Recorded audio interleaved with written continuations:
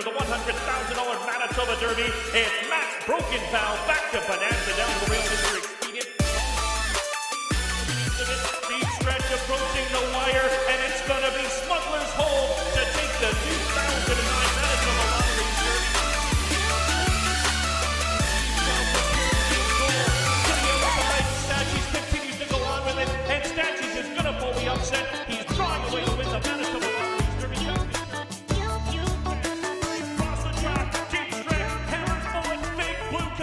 Hammers bullet, the Canterbury Invader takes the 63rd renewal of Manitoba.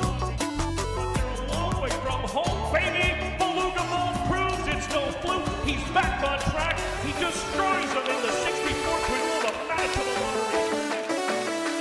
Narco, but Assembly Hall is going to get it done in the Manitoba Lottery Derby.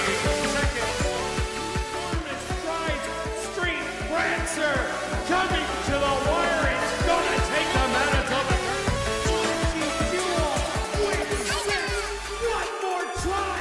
Flashy Jewel is going to hang on. But it's inside straight. He's going to do it in here. Inside escape quad. Trying to battle back, but Pineapple is the 16th pole. Sky Promise is gonna take in the Derby.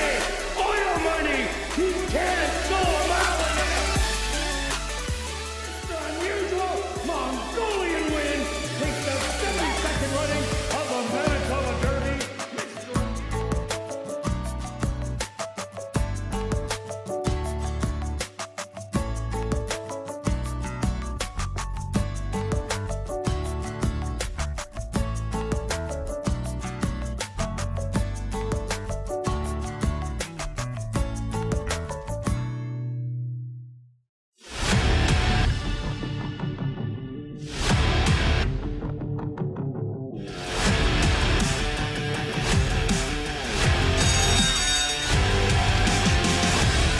Princess very far outside. Yeah, baby, she is gonna do it.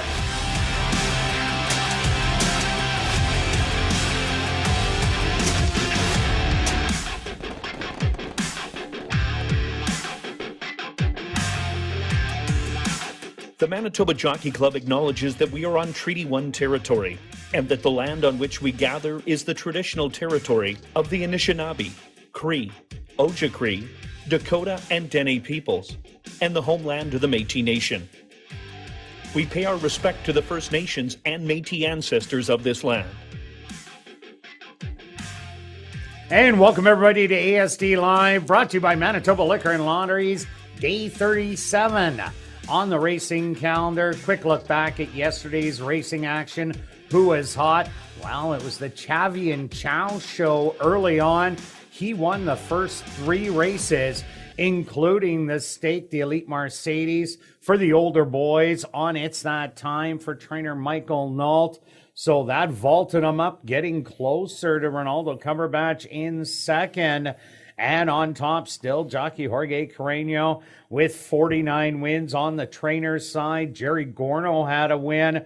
So we got a little more breathing room over Jared Brown in second, 5 behind, and Shelley Brown, who is 10 behind on the racetrack. We've seen Speed do well once again. 3 horses, wire to wire. The other 5 winners in a stalking roll. Nothing came from the clouds. We did have one come from the clouds on Monday night, but that was off a heated early duel. Stretch, what did you see? Well, we'll start when you said who was hot yesterday. I thought you were going to just tout your own horn there, kind of say, I was hot. I had 5 winners in 2 seconds. Yeah, both of those bad photo Bad beats. photo, absolutely. So, yes, Kirt, you were hot.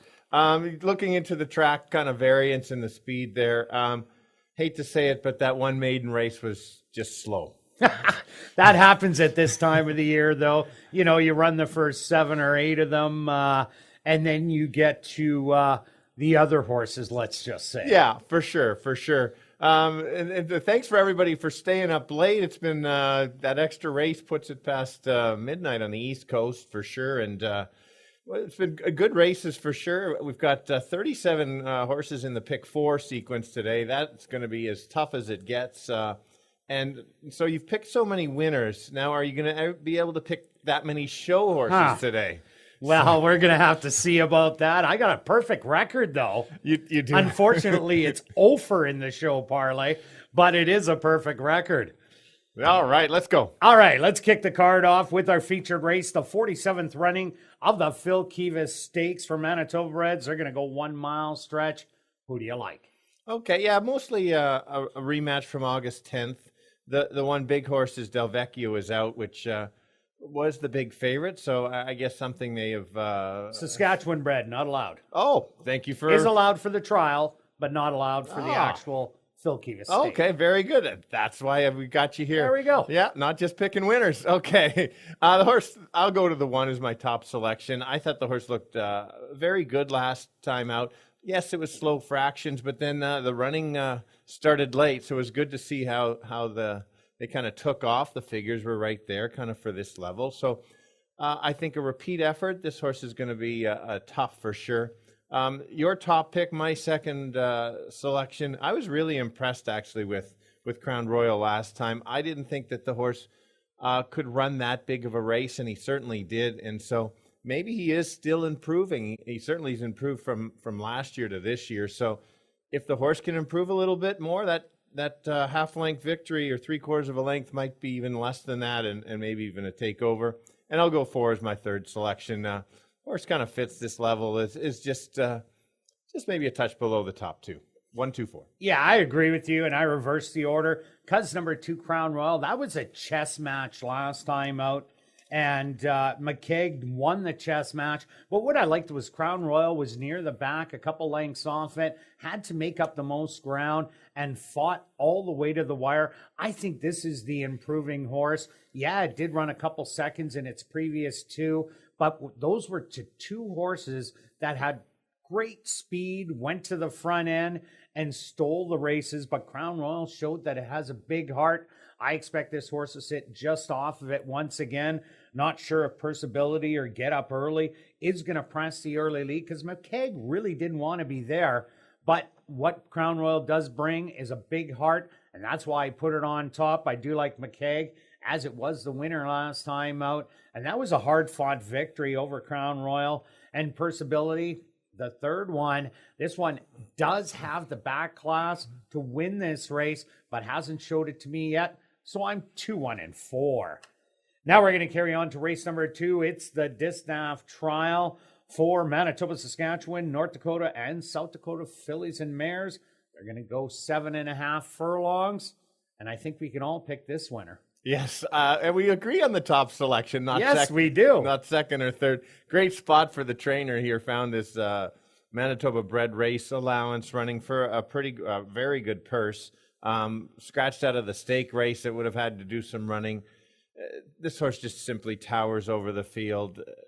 I think everybody can figure it out if you've even played the races a few times. And then after that, let's figure out who can be second and third. I've decided to go to the 5 in here. Melisandre, yes, she was undefeated coming in, and she's had some tougher trips and raced some, tougher level horses in here. My determination is if she can be rated, she could maybe chase the 2 around the track. We've got the same trainer on the 2 and 5 Lise Pruitt, so I don't think you're going to see the 2 of them battle it out early. And so they may just not go... just have that nice even pace. We saw a race yesterday in the stake race that's kind of what happened in that race. So put that horse second, and then third. The 4 was unfortunately very flat last time. I'm going to give that horse just a cross out on that one, and maybe this horse can make a bit of a close late. If the 5 can't be rated, then maybe you can run second in here. It's 2 and then the rest, 2, 5, 4. Yeah, there's no doubt about that. Hidden Grace will be 1-9 at post time, and she's taking a massive drop. She will go to the front, control the fractions, and she'll win by as many as she wants to. But I like number 6, Prairie Magic, for second. She ran a big race last time out against Miss Langskip in a sprint, 6 furlongs. But it was the previous race that I really liked, that 7 furlong effort, battling it out, and then losing, and only losing by 3 lengths. Definitely she won't get the lead in here with Hidden Grace, but I think she can rate right in behind and run after him like she did in that 6 furlong race. Melisandre, yeah, it looks like the easy exactor in here, but I just don't like the way she ran last time out. She's got to run back to her previous 2 races, I think, to beat Prairie Magic. So I put Prairie Magic in second, and to round it out, yes, the 1 VNA. Won in a very slow time, breaking the maiden in the R.C. Anderson for 3-year-olds. Came back in that first level allowance against Dixie Moe, who ended up going wire to wire, but showed me a little bit. I think the horse needed that start in there. Even though it did come off that win, it tested some real competition last time and didn't run that badly. This is a horse that will rally off the pace, and with all the speed that is in here underneath Hidden Grace, if they all want to go battle, you just might see VNA come and pick up the pieces. So I went 2, 6, and 1. Now we're carrying on to race number 3, kicking off another pick 3 with a $2,500 claimer for fillies and mares 3 and up that are non-winners of the year. They're going to go 6 furlong stretch. What about this one? All right. Isn't this such an easy race to figure out? We've got back class. Those horses are off form. We've got the ones that are running okay, aren't quite fast enough to win at the par level.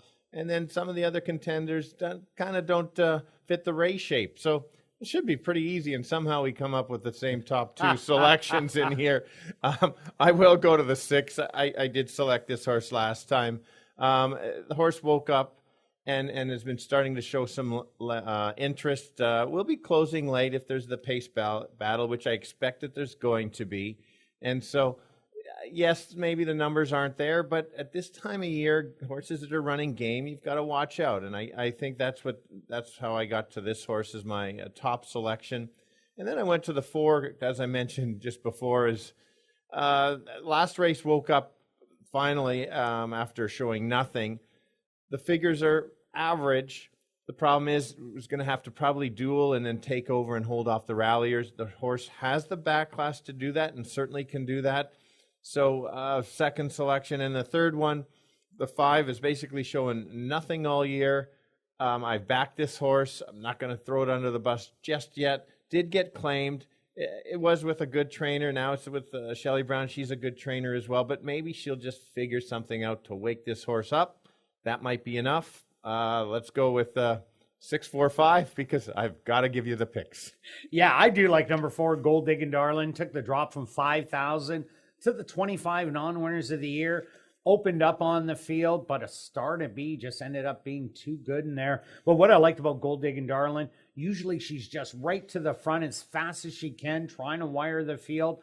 Last time when she did get past, She stayed every step of the way. Yes, she fended off Wits Question, who was a late rallier in there, but I just like that she didn't absolutely fold as she did do in the past. So I'm going to give her top billing. I do like Stretch your selection. Videra ran a good race previous to the win last time out. 4:1500, that same kind of race. And if Gold Diggin' Darlin' and the One Truly Terrific, they go battle it out early, this could really set up for Videra and maybe get a bit of a price. And I like number 3, Zig. Had a good win 2 outs ago. Last time out, did get beat by Gold Diggin' Darlin' and A Star to Be, but was in that 3-way photo and was bobbed out, was 4th, could have easily been 2nd. So I got 4, 6, and 3. Now we're going to carry on to race number 4, kicking off jackpot pick 5 wagering, an allowance optional $10,000 claimer for the boys 3 and up. They're going to go 5.5 furlongs. What a great race. It is. We've got 7 boys and 1 girl in here, and it's going to be a fun race. We're really looking forward to this, just to see how Kate's handles the boys. It's going to be a bunch of boys chasing the girl in here. It's going to be. I don't know about chasing because Euro Silver Biz is in here. We'll see. Kate's pretty quick if she gets out of the gate, but we're going to find out. I'm going to say the boys are going to catch the girl in here. Yes, kind of probably anyway. Sitting on the fence, just staying on the fence. Well, the last couple races for Majestic Street have been solid. It's just coming just off the pace. I like the slight change in running style. If this horse, again, just sits just off and takes the run, I think this horse is going to be absolutely right there. That last race was my best race with the figures, so will be tough to beat if it runs that one. I've got to go back to Kate's Princess in here. That last race was so impressive. She was absolutely the best horse in that race. She broke slowly and made a nice wide move and then just flattened what you would expect after that tough of a trip. So if she can break from the gate, she's going to have to break from the gate. Yes, there will be a bit of other speed, but she's so game that she might just be able to put them away. And then I'll go to the 8 as my third selection. I'm going to throw out the mile races, and I always like to look back. If you look at those 2 Turf Paradise races going a distance, they were kind of low, not as good on the charts there. So going to throw that out. Races 2 and 3 back. Those races are absolutely good enough to win. So let's go 6, girl, 8. All right. And myself, I see a pace battle in here. Number 1, Kate's Princess, and number 5, Euro Silver Biz. They both have the same running style. Kate's Princess, yes, she's won a lot of races. She's won 6. Euro Silver Biz has only won 2. But last time out, Euro Silver Biz looked so good on the racetrack. Hit the front end. At the head of the lane, I was waiting for Euro Silver Biz to start fading to the outside like he usually does, and then start half pulling up. But that didn't happen. Euro Silver Biz dug in and absolutely blew the doors off of everybody. This is a horse that something is sneaky good about it. If you're looking for a long shot, you might want to throw it in because I think it's as fast as Kate's Princess. But if they do go battle it out, that's why I went to closers. I went to number 3, Trump'em, getting a big price on the morning line. But what I like about Trump'em, yes, first time out, went to the front, got caught at this level for 7,500, rallied from off the pace for a tremendous win. And at the distance, 15 starts, 7 trips to the winner's circle. It's a specialist going 5.5 furlongs. I do like the 8 Wicked Fortitude and the 6 Majestic Street. They're pretty well the same in here. They've taken turns running 2nd and 3rd, and they both have the same kind of running style. So myself, I'm going to take 3, 8, and 6. Now we're carrying on to race number 5, kicking off $50,000 guaranteed pick 4 wagering for this $2,500 claimer for 3-year-olds and up that are non-winners of the year. Scratch number 4, Zip Eddie. Stretch, what do you like? Well, I like the pick 4 sequence because I think it's going to pay big. We just have to hit it in the sequence. Well, you better throw in my top pick. I guess I better throw in your top pick. Not. Anyway, here we go. I think mark this race down, the non-winners of the year, this 25. This is as good or as tough a non-winners of the year. I think there's 2 or 3 that don't win this race are going to come back and win this race next week or whenever it's offered. So always mark that down because there's certainly different levels of competition. I'm going to go to the 5. I was waiting for the 5 to come back, or at least the horse is coming back out of that Mr. Benz race. Well above par for that level. It makes sense. Mr. Benz was a big dropper and ran an impressive race. That was a slow day track. This was the only race on the day that actually ran above par on a normal day. So that's why I was waiting for him. I think you're going to see this horse kind of stalk and make that late move and go from there. Next, one of Kirt's favorite horses, the 8. He seems to take Proud and Loud. Proud and Loud. He only took a second. Interesting. I like the horse too. It's basically the same comments, identical to the 5. And then I also like that Wendy claims the horse back. I think that's always a good sign when a trainer claims it back. In this case, she obviously likes the horse and probably knows the horse as well too. So, and then for me, it's then a drop off after that. And I've got Hot Rod? I know I actually do have the 2. It's bad writing on it. It's bad writing. So okay. if Mitch, by the way, is on graphics today, remote, so it's 582. Basically, yeah, that's why I did like your 2. So anyway, cuts back, slight trouble. Thank you, Mitch.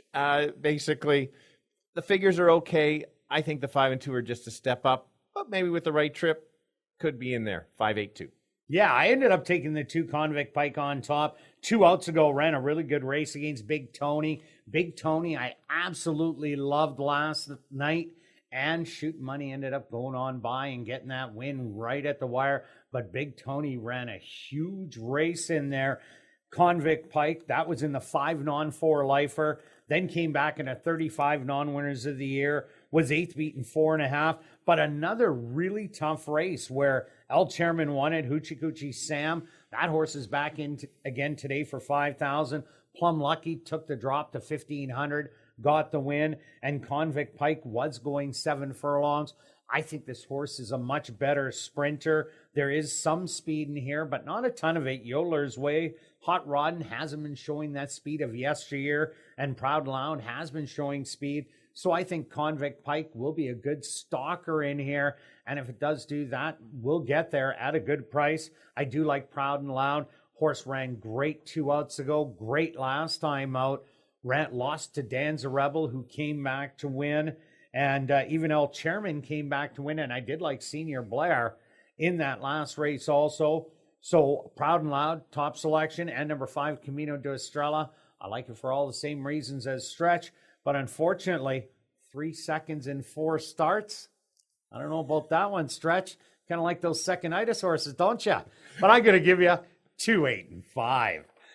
Now we're carrying on to race number 6, a $5,000 claimer for 3-year-olds and up. They're going to go 7.5 furlong. Stretch, who do you got in here? That last one was totally in your notes, waiting for that in your thing. Anyway, I don't have notes, buddy. I just make it up as I go. All right. This is one of those another tough races, but it's a little different than that previous non-winners at the bottom because all of these horses have some talent, and if they get the right trip. So as much as it is a tough race, it is you can handicap it because you kind of know what you're getting on these horses. And it is a tough race in here for sure.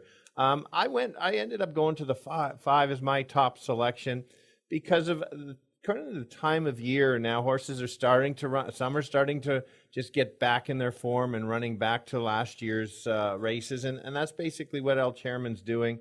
2 back. Both Kirt and I like the horse last race because of that race, 2 back. And sure enough, 1 for fun last time. Yes, moving up a little bit. But just because this horse belongs at 5,000, so you kind of ignore that level there. And so I'm going to use that one. I am going to go to the 7 as my second selection. Another Invader from Mountaineer. Yesterday's Invader from Mountaineer had a kind of a tough trip and was closing late. So that horse ran well enough to not throw out those Mountaineer horses.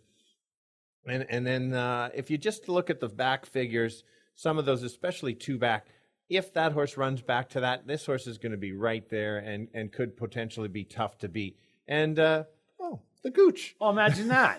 The Gooch finally dropped. But you haven't picked it in a while. No, I have not picked the Gooch number 6 in a while. He's finally dropping in a bit. He keeps showing me a little bit, but he's in where he belongs. And if he does run back to last year's form, he will be very tough to beat. We haven't seen it yet, but I just think it's worth the shot. He's morning line 15-1. Leave the Gooch alone. So 5-7-6. Yeah, I found this a really tough race to handicap. I ended up going to number 3, Hoochie Coochie Sam, and El Chairman for second. But Hoochie Coochie Sam did all the work in there and still ran a really game second. I think Hoochie Coochie Sam is a solid 5,000/7,500 type of horse that isn't best on the front end, is better sitting just off of it. So I think this horse won't get the lead with My Cowboy and Google it in here and give a little to the outside. There is lots of speed, so Hoochie Coochie can sit back, will tuck down on the rail with that good early speed that it does have to at least get positioning. So I think it'll get better position than El Chairman. That's why I put it on top. I took El Chairman. All the same reasons. Has tactical speed, loves the distance, now is starting to win. And I think this horse might win 2 or 3 in a row now if they don't get too high of hopes on the horse. Great race last time out. I expect the same effort. And I took number 4, Fulkerson. This horse ran lights out against a field that would absolutely demolish this one last time out. For the first level allowance, drops 2 level to 5,000. If it comes with that race, that 6-1 morning line will be absolutely juicy. Don't leave it out. I'm 3, 5, and 4.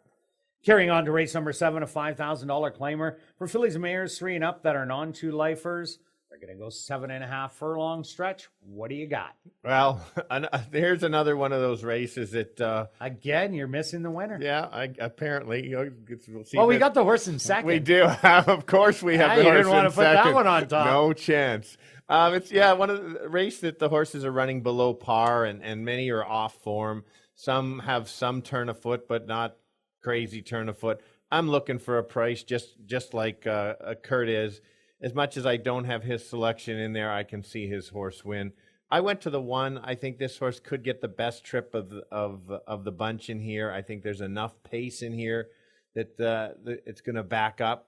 I thought the horse was too far back last time. Antonio sticks on this horse. I'm going to give him another chance. 2 of his wins, his 2 wins are at 7 and 7.5 furlongs. So I've got to use that horse if he can get the right trip. It's an easy pick for second, the 10. I picked him second last week. He ran a nice second, good place price. Barbie's Quest was way too far back last time. She was flying down the lane. She was flying down the lane. She's probably going to be flying down the lane again tonight. But you got to use the horse, throw it in for second. And then the 5 I used, the horse had an absolute garden spot last time and didn't really have an excuse to should have probably finished a little bit higher. The only thing here is the horse could get the same trip. So, and maybe just inherit it. I've got it 1-10-5. All right, I like your 10 and 5 for all the same reasons, but you're missing Wits Magic. I looked at this horse a couple times, wanted to throw it out, but I looked a little bit closer to it. First time of the year, the horse didn't run that well, but all 3 horses came back to win. Then in the next start, the horse was eased out of it, so throw that one out. Then came back with the big win at 40-1. And then we laughed when the horse was in at the 10 non-2 lifer. The horse got beat by 13 lengths, but that actually wasn't that bad to Maybella and Artisan Dancer and Barefoot Dancer, who did come back to win for 10. And then last time out, Barbie's Quest did beat Wits Magic, but this horse did make a really nice rally for third. Watch a replay again. Didn't have the best trip in the world and might be sitting a little bit closer than Barbie's Quest will be. This horse could get a dream trip going around 2 turns, and we're going to get a good price. So I'm going to give you 2, 10, and 5. Now we're going to carry on to race number 8, a $10,000 claimer for fillies and mares 3 olds and up that are non-3 lifers or non-2 lifers. Get in for 12.5. They're going to go 6 furlong stretch. Same pick. Finally, I do like this race quite a bit.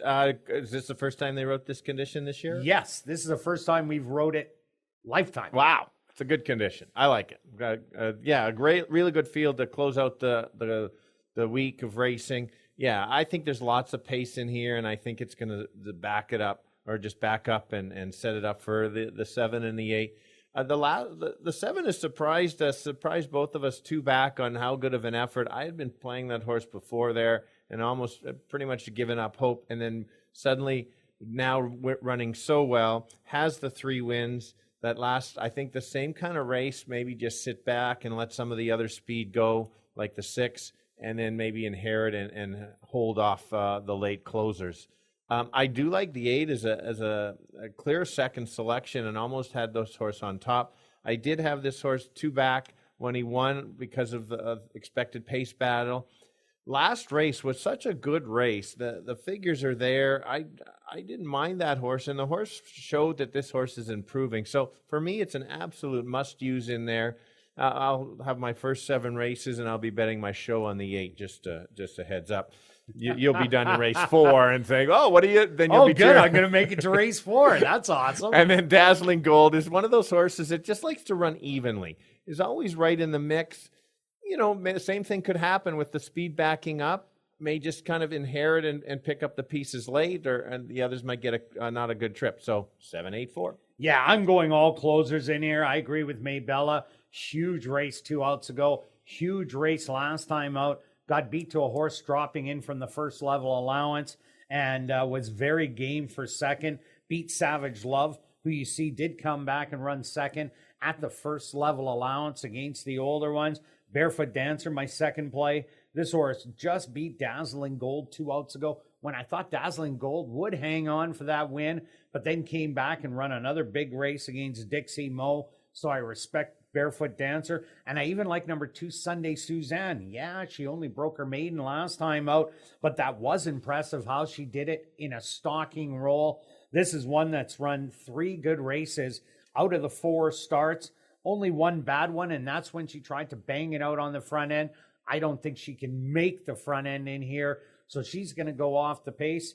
And I like 7, 8, and 2. Good luck with all your wagers this evening, and I'll be right back with the changes on this evening's Carter Racing.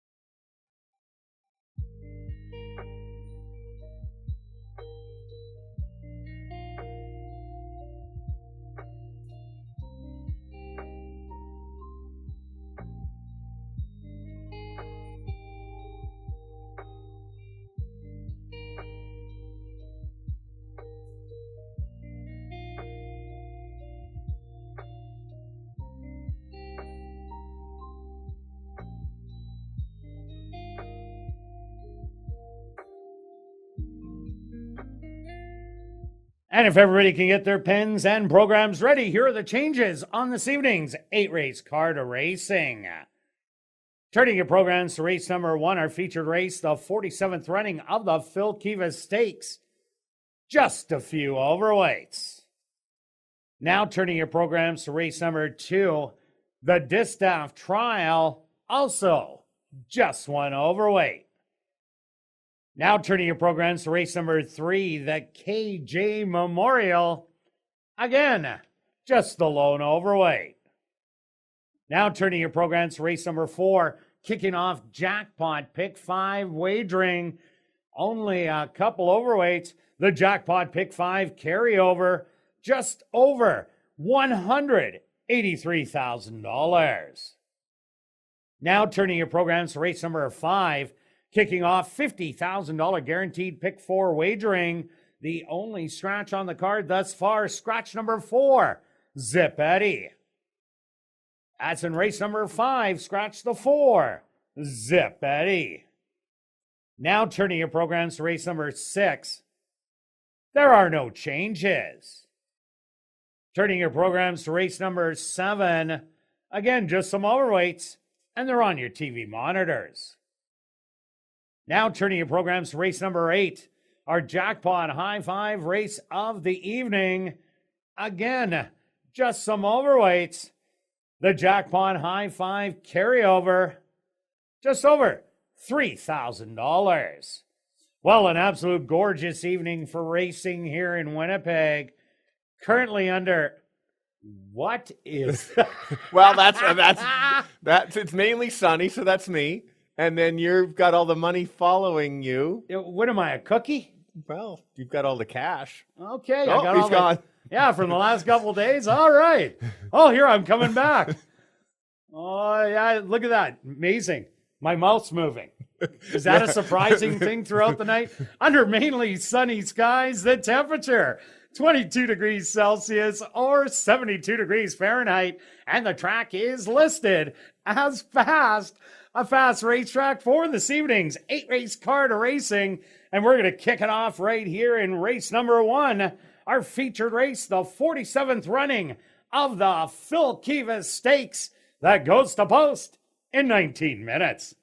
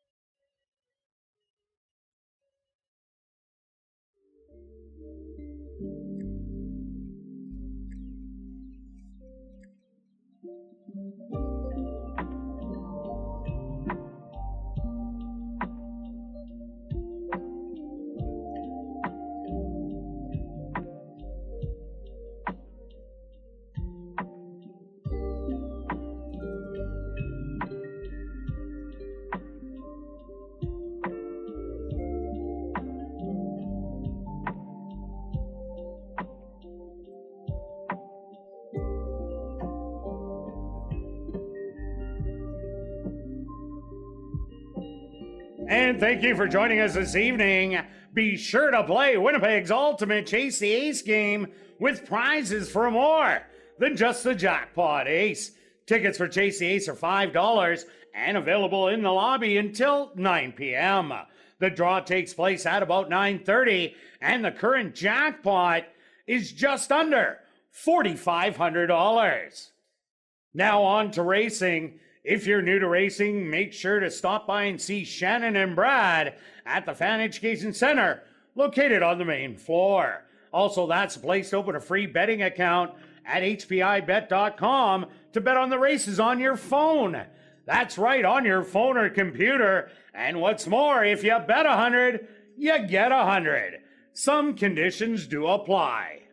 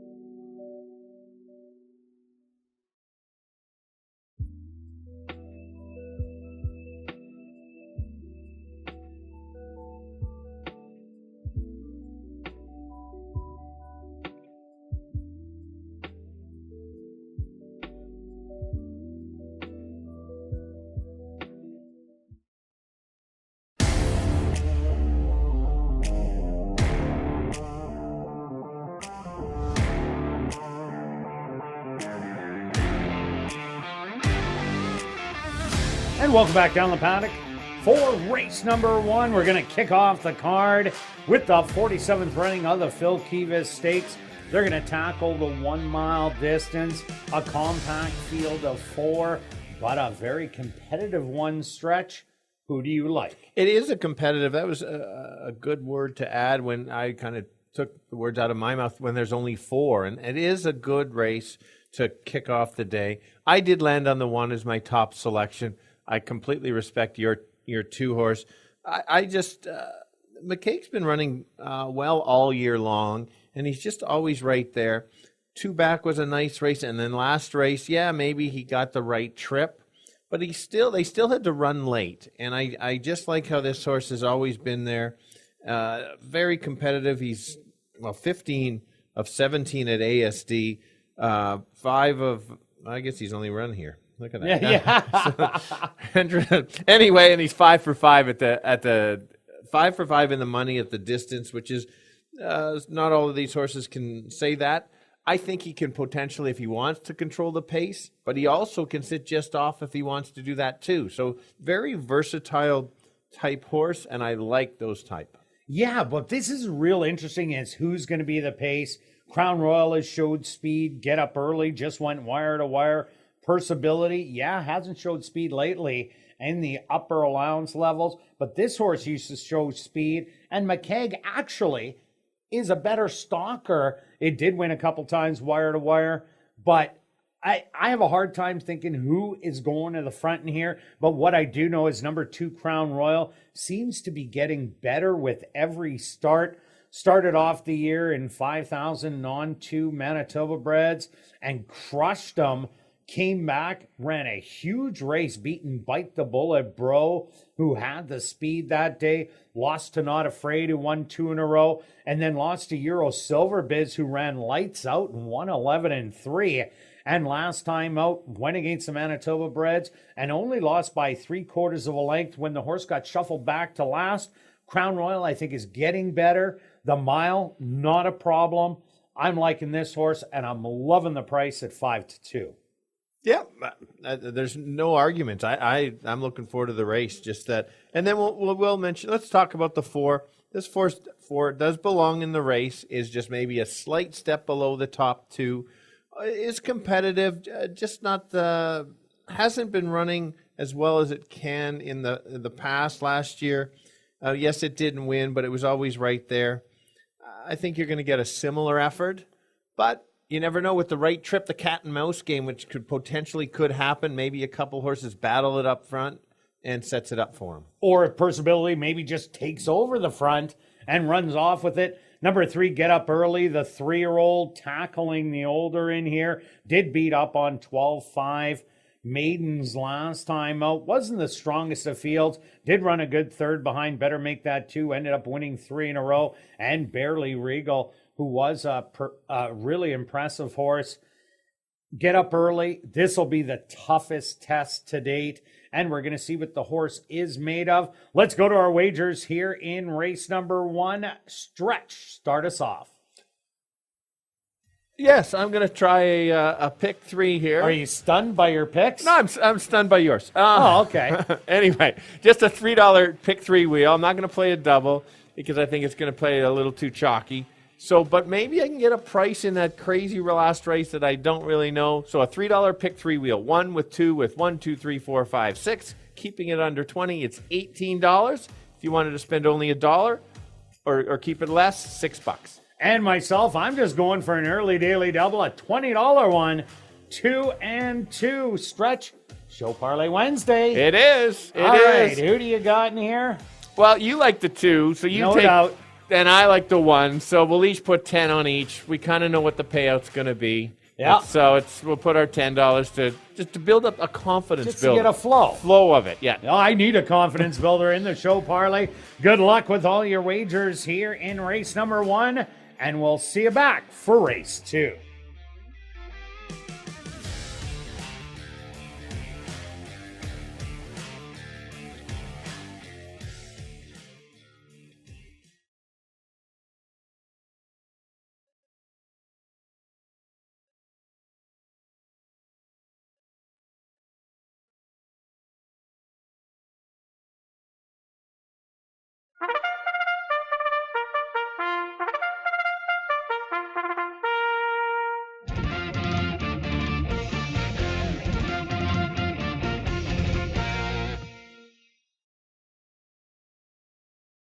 Assiniboia Downs is proud to present our featured field here in race number 1. It's the 47th running of the Phil Kivas Stakes. They're going to go 1 mile for $40,000. Number 1 is McKeag, owned by Nearco Limited, trained by Carl Anderson with Stanley Chady Jr. Number 2 is Crowned Royal, owned by Arneson Farms, trained by Lise Pruitt with Antonio Whitehall. Number 3 is Get Up Early, owned by 2 Points Ranch, trained by Blair Miller with Jorge Carreño. And rounding out the field is number 4, Percibility, owned by Manny Medeiros and John Clement, trained by Jim Donnelly with Siobhan Bell. Following the running of the Phil Kivas Stakes, Assiniboia Downs is very pleased to have on hand Ellie Kivas to make a presentation to the winning connections. The 47th running of the Phil Kivas Stakes. They'll go to post in 4 minutes.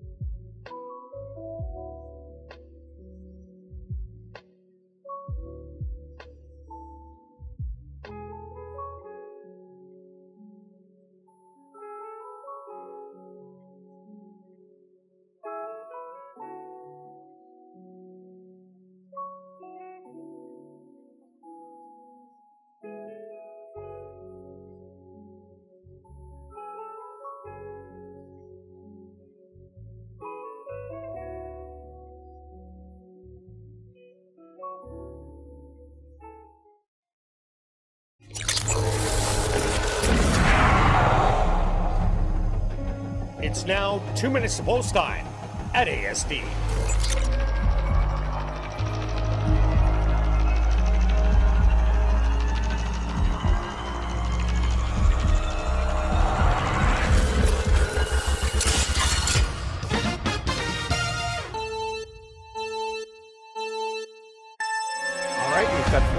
From Manitoba here running the mile. It's a compact field, but a very competitive one. You're going to see some cat and mouse, some jockey moves on what to do. I've landed on the 1 as my top selection. Basically beat this field last time, but only by 3/4 of a length. He's got to get the right trip and the right spot. If he does, certainly can repeat. Maybe the improving horse is the 2. That's the horse that ran second. And then the third choice is the 4. We're not sure if he might go to lead or come off the pace. 1, 2, and 4. Yeah, Stretch, I like number 2, Crown Royal, because I think this horse is improving each and every start. Ran huge last time out at a big price, 10-1. And if that race was a mile, just might have gone there. I think this horse, with that improvement, I'm giving it the top nod. I do like number 1, McKeag. Was the runner-up in this race last year, beaten by Langara, who did go wire to wire. But I like those 2, 2 and 1. Good luck here in race 1.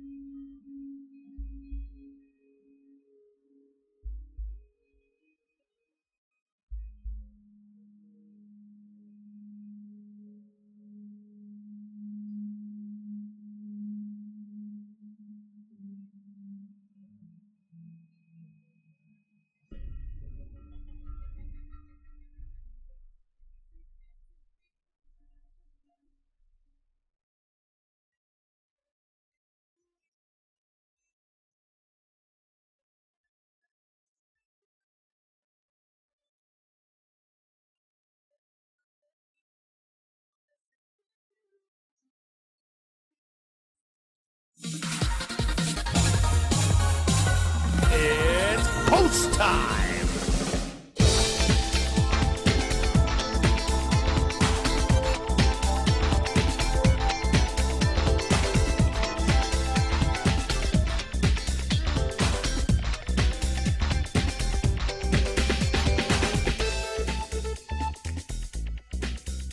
McKeag, the current 4-5 favorite. The first to step into the starting gate.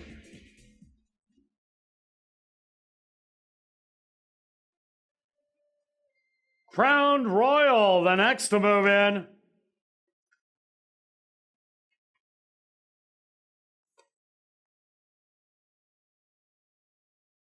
Get Up Early steps up and in, and now just waiting on Percibility to the outside. They're all set. They're at the post. And they're off in the 47th running of the Phil Kivett Stakes. Away well on the inside. McKeag shows some early speed, as does Get Up Early and Percibility to the outside. Those two, Get Up Early and Percibility, as they pass the grandstand for the first time. They lock horns on the front end. Settled back in third. That's going to be McKeag, and Crown Royal watching all the action from 5 lengths off of it. The opening quarter, a solid 23-4. Percibility on the outside, Get Up Early on the inside. A gap of 3 lengths back. McKeag starting to move with Crown Royal as they go up to tackle Percibility, and it's 3 across the track. Percibility on the inside, McKeag in between horses, 3 wide, Crown Royal. 6 lengths back to the trailer, Get Up Early, the half, 48-3, Percibility. Digging in on the inside, has that lead by a half a length, McKeag. Still with more to offer in between horses, and 3 wide, Crown Royal. They at the head of the lane, 3/4, 113-3. Percibility with the short lead. McKeag to the outside, now takes over. Percibility's gonna try and fight back. A 16th of a mile to go. And this is all McKeag.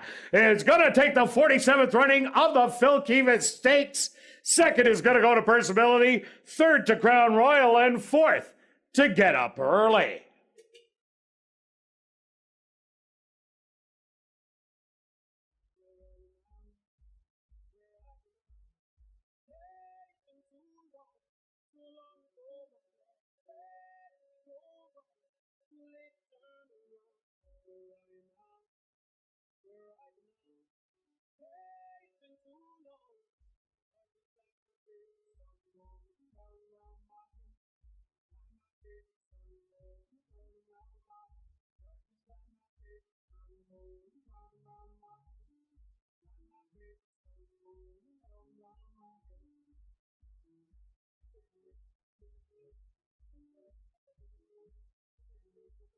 The Stewards are posted number 1, McKeag, as your race winner.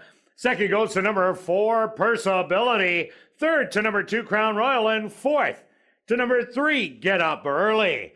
They went the opening quarter 23-4, the half 48-3, 6 furlongs, 113-3. Time for the mile, 141-2.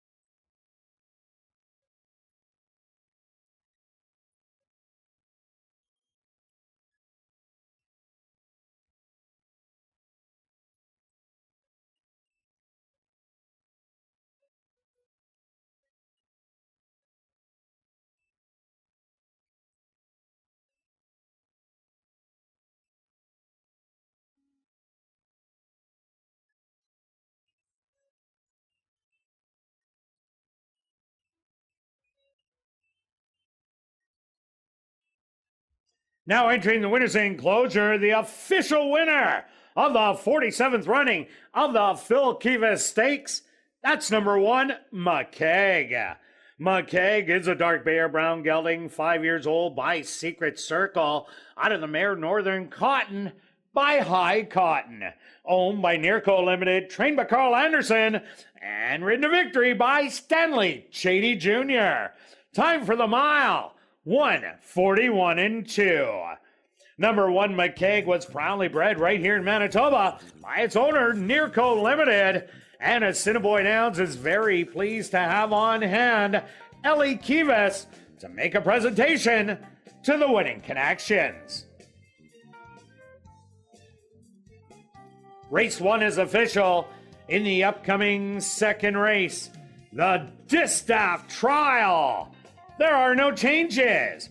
Post time for race number 2, 18 minutes away.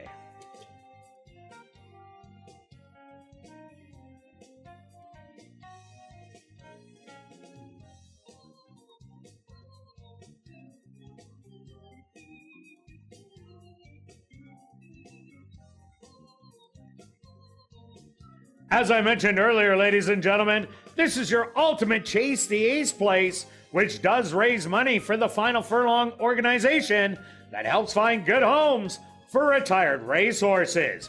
You can not only win the jackpot by picking the Ace of Diamonds, but you can also win $100 if you pick either Joker, and you're guaranteed $25 for every other card.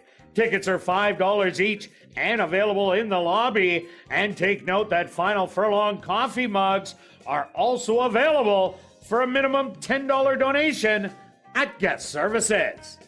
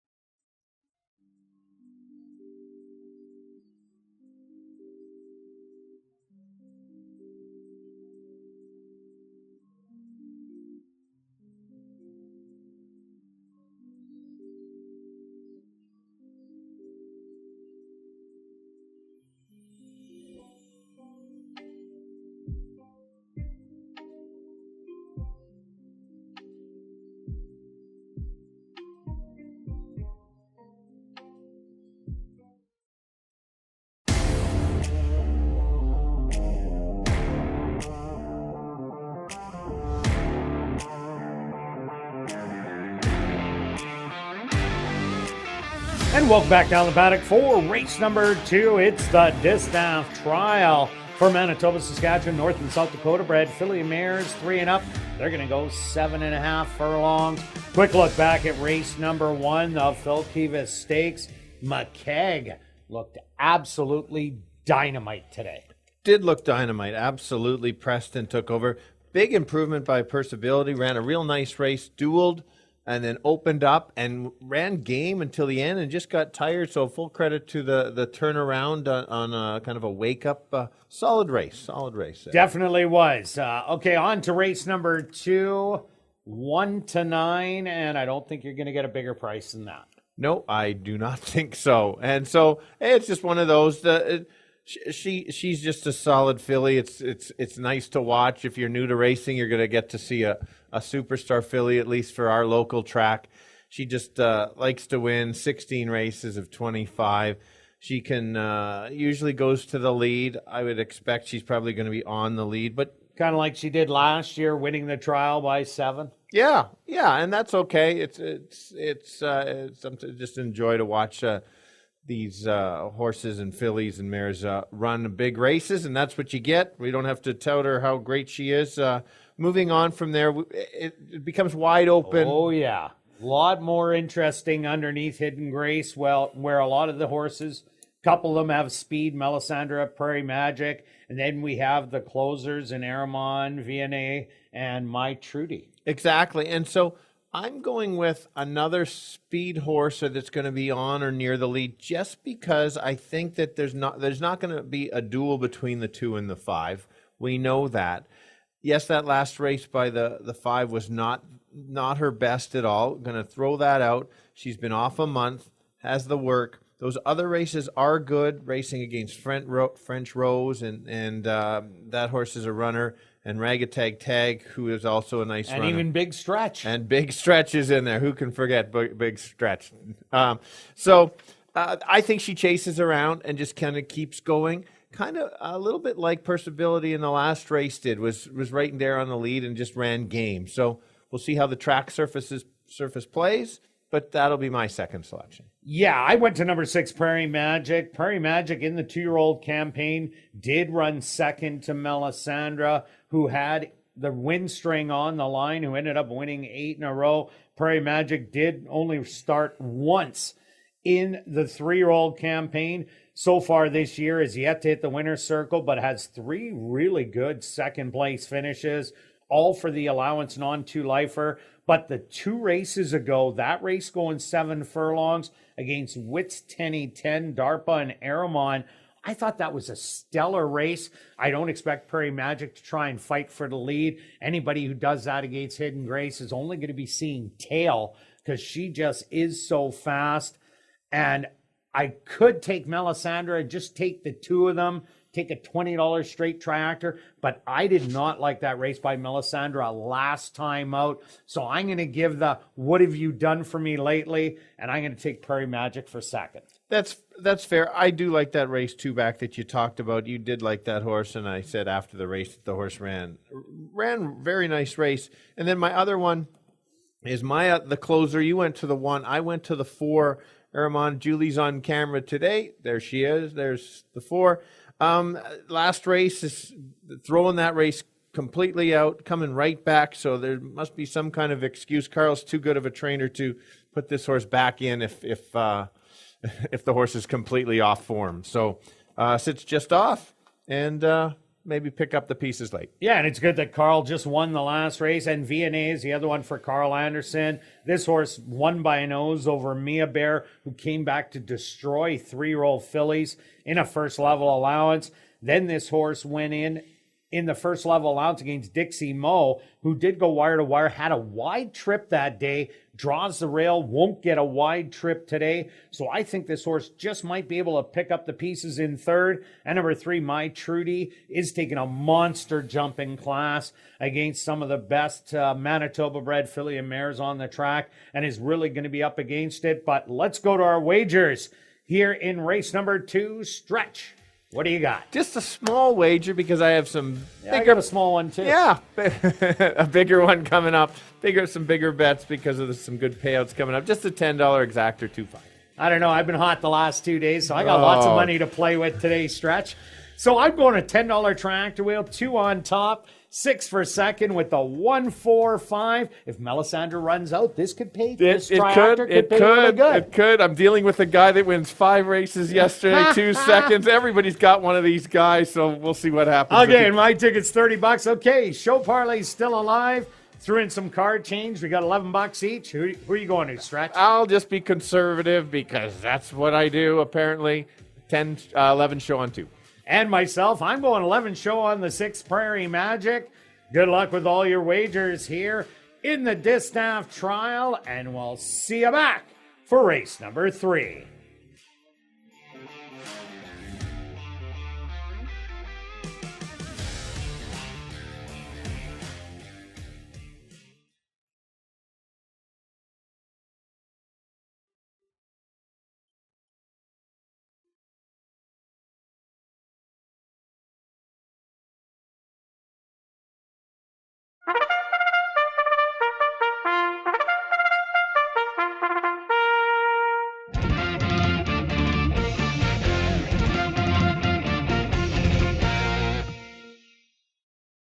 The horse on the track for race number 2. It's the Distaff Trial. They're going to go 7.5 furlongs for $20,000.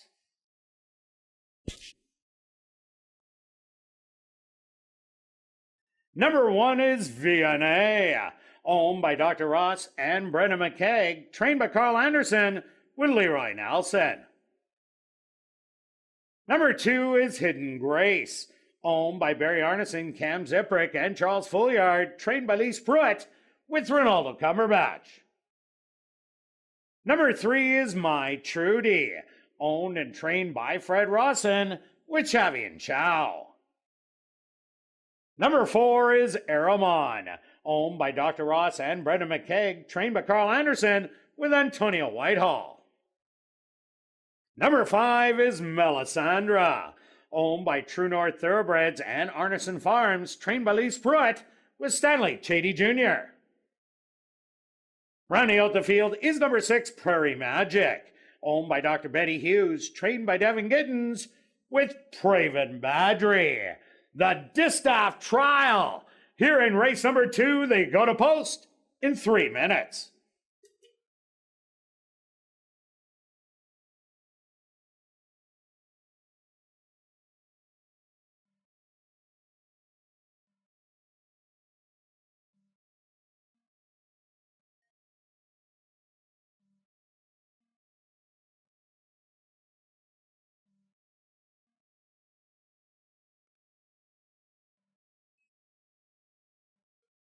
And ladies and gentlemen, in this the second race, we have the HBPA Manitoba Best Turned Out Horse, and that is number 2, Hidden Grace. Number 2, Hidden Grace, the HBPA Manitoba Best Turned Out Horse, here in race number 2.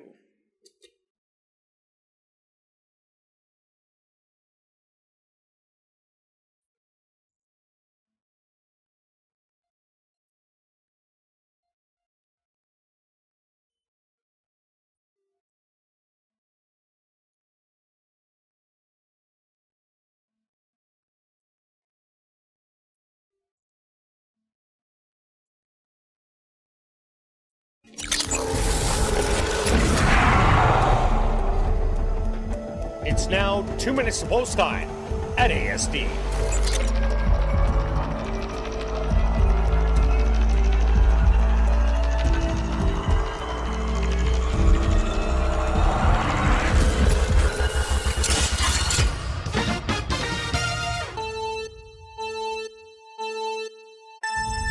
All right, we've got the girls going 7.5 furlongs. The 2 is going to be very, very tough to beat. No value there. Who else can run second?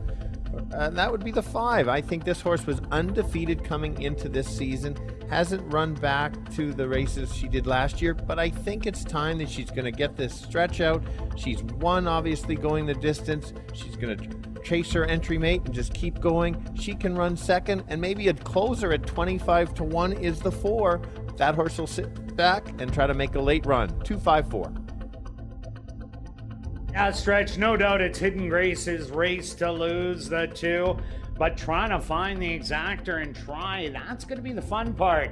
I did go to number 6, Prairie Magic. That was such a huge race 2 outs ago. Lost to Wits 10-10, which I have a lot of respect for. And DARPA did get beat by Aramon in there, but did do all the work that day. I think he'll be in a chasing role beside Melisandre. And maybe take a look at number 1, Vianney. This is a horse that had a wide trip, now get a real trip today. There is some speed behind Hidden Grace, so might get in there. So I'm going to give you 2, 6, and 1. Good luck here in race 2.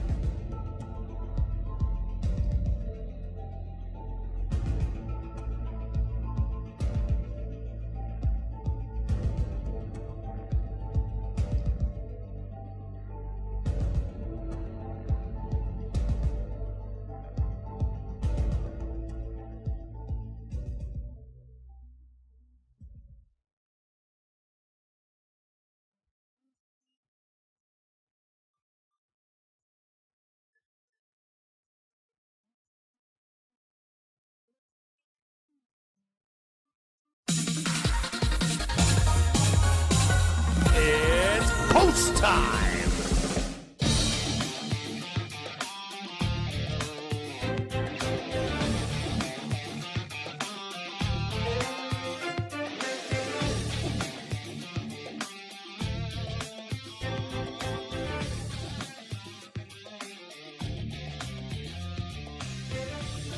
V&A, the first one to step into the starting gate. The 1-5 favorite, Hidden Grace. She's now in. Next up, My Trudy.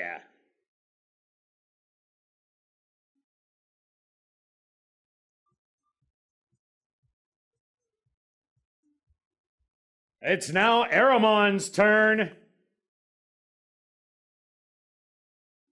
Just 2 left to load. Melisandre. And just waiting on Prairie Magic to the outside. They're all set. They're at the post. And they're off in the distaff trial. From the inside, Hidden Grace. Away alertly and straight to the front end. Melisandre will take up the stalking role in second. Prairie Magic on the outside in third with V&A on the rail in fourth. Another length back to My Trudy. And Aramon will be the early trailer. Hidden Grace cuts the opening quarter in 25-3. In between horses, Melisandre 3 wide. Prairie Magic, V&A 5 lengths off it in fourth. Aramon starting to make the move. And My Trudy is the early trailer. Hidden Grace in control through a half of 50-2. Melisandre creeping closer in second. Now on her outside flank, Prairie Magic fading to third. Aramon moving up from fourth. V&A and the trailer, My Trudy. They're coming to the head of the lane, and it's Hidden Grace with the lead. Melisandre to the outside, 3/4, 1:15-3. Hidden Grace starting to get worked on the lead. Melisandre running absolutely dynamite today, but she's gonna be second best. Hidden Grace is gonna take the distaff trial. Melisandre second best. Third's gonna go to Aramon, and fourth to V&A.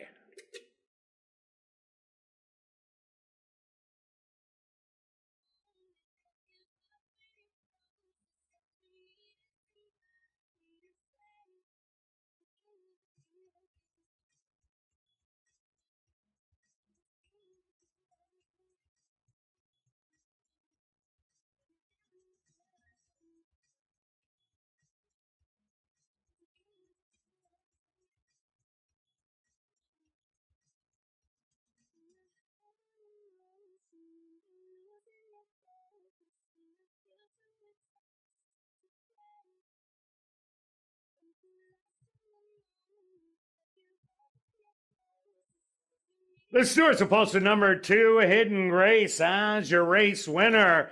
Second goes to number 5, Melisandre.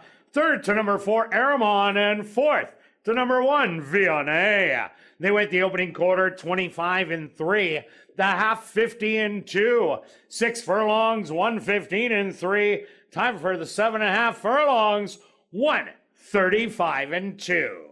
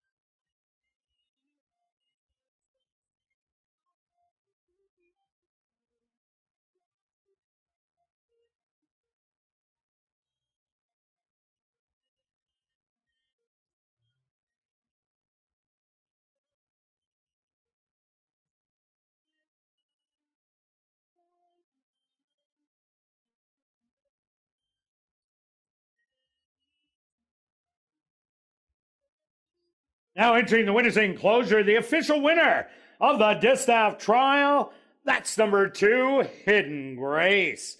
Hidden Grace is a bay mare, 6 years old, by Going Commando, out of the mare High Pioneer by Pioneering. Owned by Barry Arneson, Cam Ziprick, and Charles Fouliard. Trained by Lee Spruitt, and ridden to victory by Ronaldo Cumberbatch. Time for the 7.5 furlongs, 1:35-2.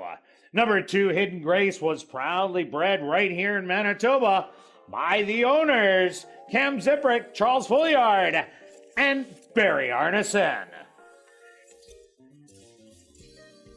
Race 2 is official in the upcoming third race, the KJ Memorial. Kicking off another pick 3. There are no changes. They go to post in 20 minutes.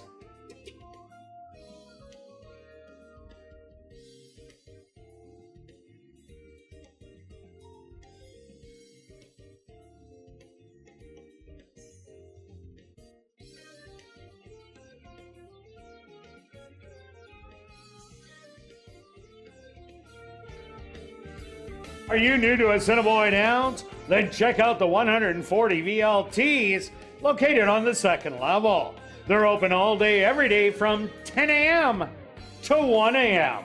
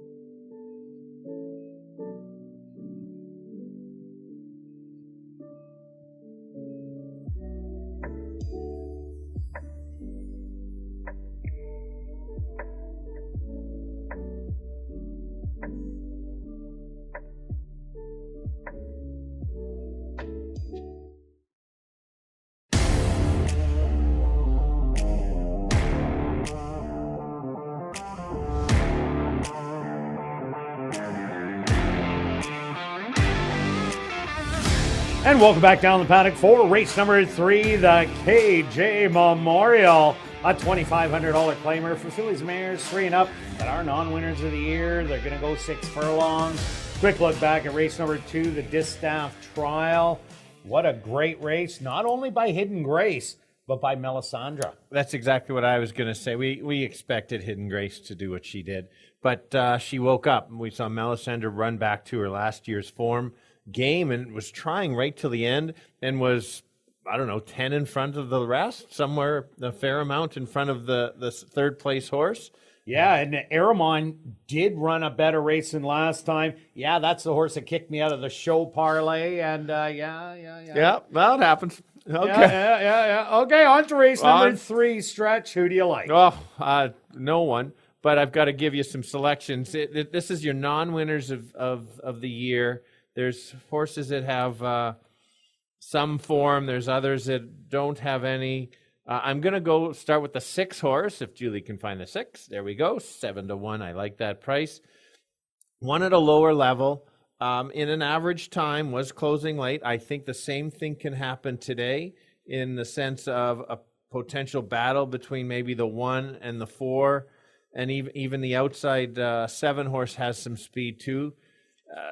Truly and Terrific struggles to get the 6. Can win at 6, but does lately struggle a little bit. And so that's why I need somebody coming from the clouds. And at 7-1, why not? But you do get Sheldon Chickeness, who had the lone win last year and the lone win this year. I like number 4, Gold Diggin' Darlin'.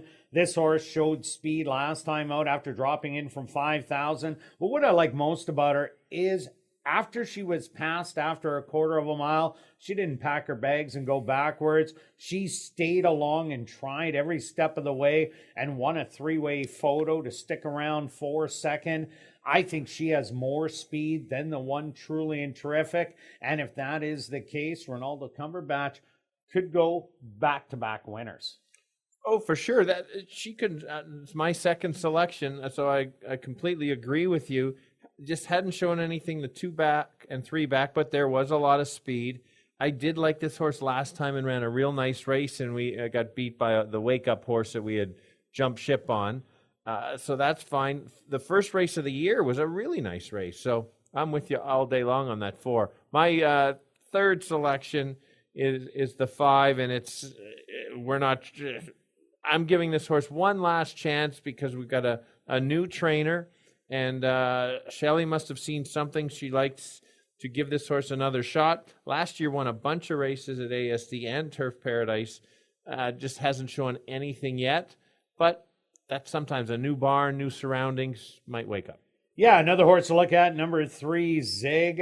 Zig was a winner at the $1,500 level 2 outs ago, beating Wits Gatto. And then in the comeback race was 4th beaten 2 3/4, but was in a 3-way photo for second, only a half a length off of second money. That Gold Diggin' Darlin ran second in there. I think Zig does have a good shot in here, and you're getting a good price at 7-1.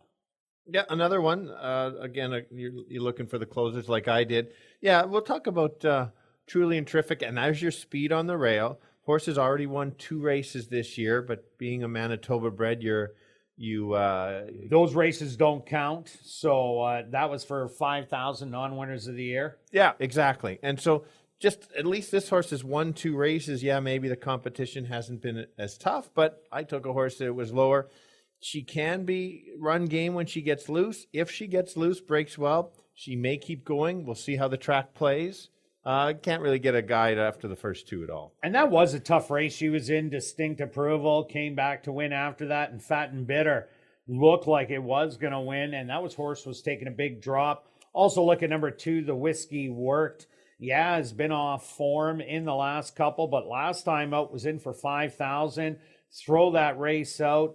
The race before that, 5th beaten 11, also not a good one, but the 2 before that, good second to Bella Galena, and then the race against Button Mushroom, where Button Mushroom ran absolutely huge. This horse will like if the 1 and 4 go duke it out early.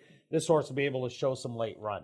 Yeah, exactly. It's all about the trip, and if there is that duel, could be any one of those closers. And Valente on the outside, the Manitoba bred, has showed speed in a few starts, but non-sustaining speed. The horse has won 2 at the distance. I think it's better going around 2 turns. Is going to be up against it in here. Let's go to our wagers here in race number 3. Stretch started off. All right, just a small bet here because it's a tough race. $5 to win on the 6, and if he doesn't get there, or she doesn't get there, 10 to place to try to make a little bit of money. And myself, I'm going a $10 exactor box, 4 and 6. That'll cost you 20. Stretch, you're still alive in the show parlay. I just dug in the pocket. I'm throwing in another 10, giving it another shot. There's 8 races today, so I got 6 more chances. You do have 6 more chances. I'm not lending you the money today. You don't have to. No, look at you. Anyway. I even gave the wife money for once. Nice. 12 show 6. All right, now I'm digging in the pocket for 10 more. I'm going 10 to show. On number 4, Gold Diggin' Darlin. Good luck with all your wagers here in race number 3, and we'll see you back for race 4. Kicking off Jackpot Pick 5 wagering.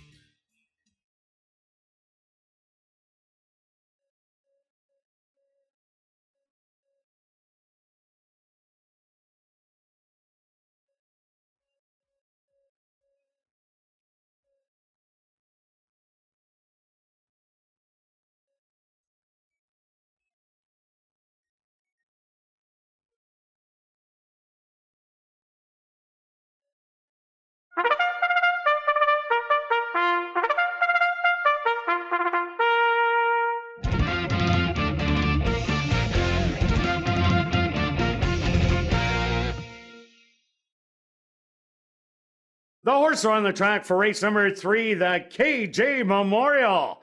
They're going to go 6 furlongs for $10,000. Parading early was number 1, Truly and Terrific. Owned and trained by Tom Gardapi Jr., with Ronald Alley. Number 2 is The Whiskey Worked, owned by Tessa Fay Stable, trained by Blair Kidd, with Arthur Badu. Number 3 is Zig, owned by Just for Kick Stable, trained by Sean Morin, with Antonio Whitehall. Number 4 is Gold Diggin' Darlin', owned by Wanda Hicks, trained by Shelley Brown, with Ronaldo Cumberbatch. Number 5 is Real Good Deal, owned and trained by Shelley Brown, with Jorge Carreño. Number 6 is Videra, owned and trained by Doug Mustard, with Sheldon Chickanis. Rounding out the field is number 7, Valente, owned by Vela K. Butler, trained by Tom Gardaby Jr., with Neville Stevenson. And ladies and gentlemen, the KJ Memorial here in race number 3 is honoring one of our own Downs family for over 25 years, that being trainer Kathy Johnson. She will be remembered for her care and compassion she had for the horses and her absolute love for horse racing and everything about Assiniboia Downs. She did set the track record for 7.5 furlongs and trained some of the top quality horses here at the Downs, including Steal the Stretch, who was one of my favorites and also who she will share her final resting place with. This is for Kathy Johnson. A salute to her, and from Assiniboia Downs.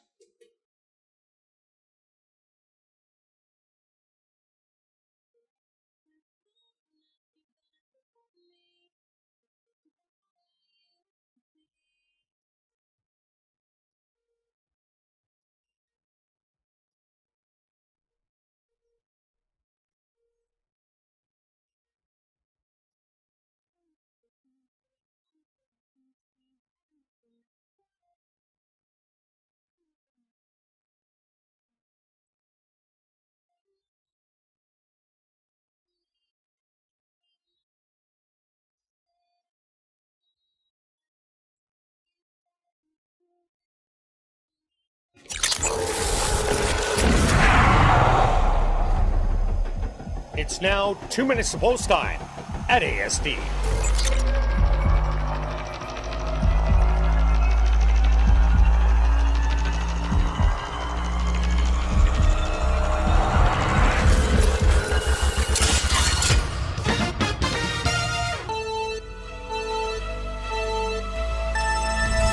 Here we go. The girls going 6 furlongs in a very wide open race. I've decided that I'm going to look for the horses sitting back and passing the early speed late, and that's the 6.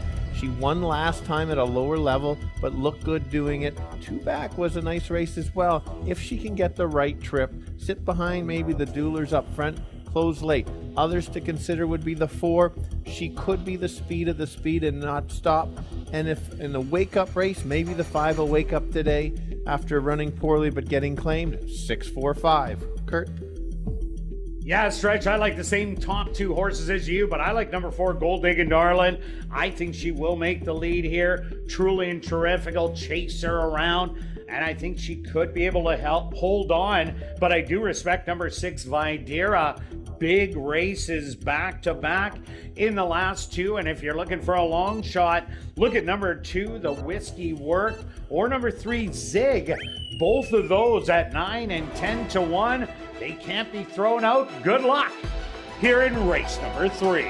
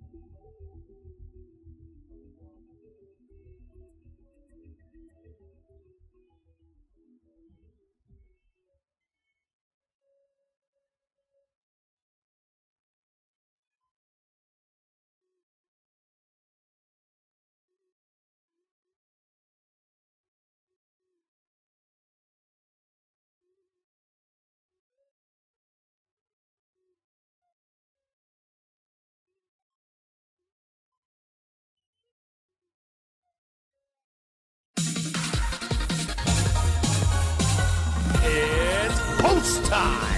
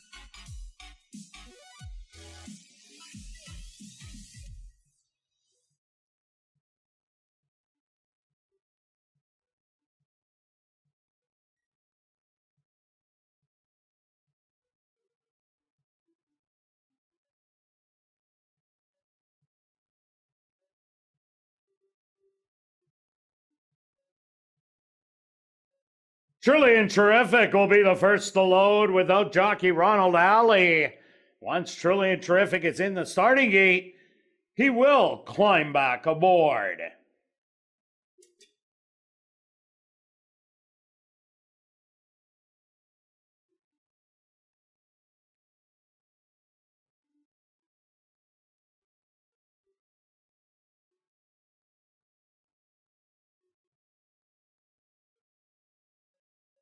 She's now in. The Whiskey Work stepped up. She's in. Zig's turn. Now it's Gold Diggin' Darlin', the current 3-2 favorite.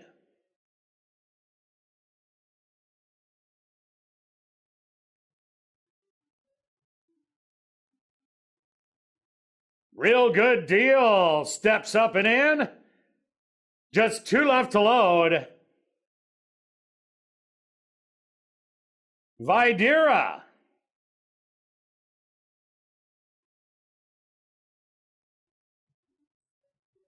And just waiting on Valente to the outside.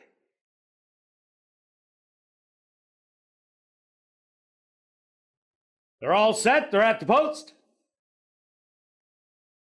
And they're off. From the middle of the track, Gold Diggin' Darlin' away well with Truly and Terrific. Putting on the pressure on the inside. Settled back in third is Zig with Valente. On the outside in fourth, Real Good Deal back in fifth. Then it's Videra, and the Whiskey Worked is the early trailer. The opening quarter, 23-4. Gold Diggin' Darlin' in between horses. Truly and Terrific to the inside. Zig in a perfect position. 3 wide behind the leaders. Another gap of a length and a half to Real Good Deal and Valente. Videra still 6 lengths back in the trailer. The Whiskey Worked the half. 47-4, and it's Gold Diggin' Darlin' with the lead, but Zig has big strides on the outside, now looks her in the eye. Zig with the lead, Gold Diggin' Darlin', she's trying to fight back, a 16th of a mile to go, but it's gonna be Zig who's gonna get the job done. Gold Diggin' Darlin' hung on for second. Third is gonna go to Real Good Deal. Fourth to Valente.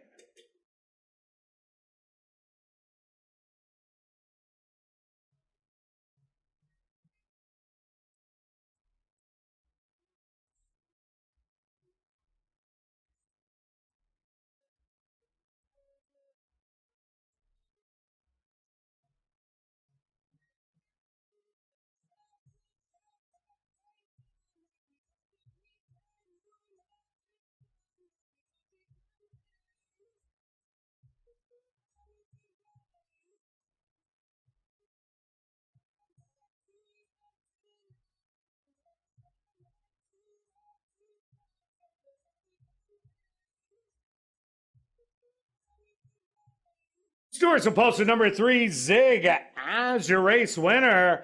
Second goes to number 4, Gold Diggin' Darlin'. Third to number 5, Real Good Deal. And fourth to number 7, Valente. They went the opening quarter 23-4, the half 47-4. Time for the 6 furlongs, 114-4.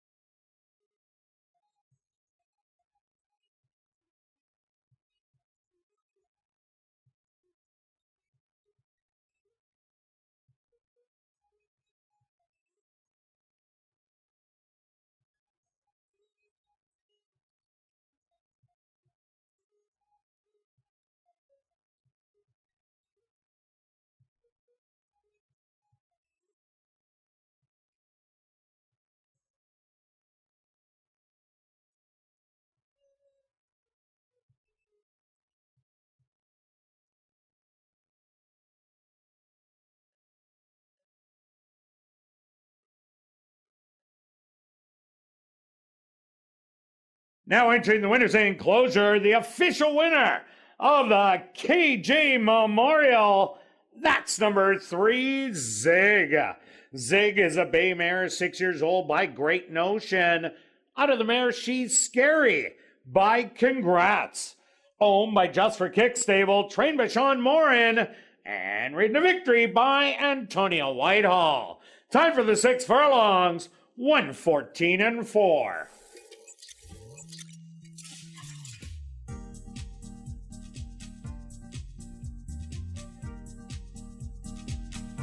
Race 3 is official in the upcoming 4th race. Kicking off Jackpot Pick 5 wagering. There are no changes, but we'll carry on with the rest of the changes in this evening's Jackpot Pick 5. Turning your programs to race number 5, scratch number 4, Zip Eddie. That's in race number 5, scratch the 4, Zip Eddie. There are no changes in race 6, 7, or 8. Jackpot Pick 5, the carryover, over $183,000. They go to post in 20 minutes.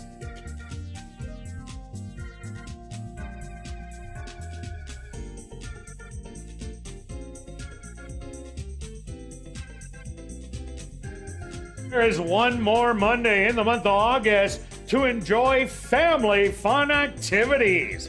Monday, August the 29th, from 6:30 to 9:30, kids can enjoy free bouncy castles, face painting, and live entertainment.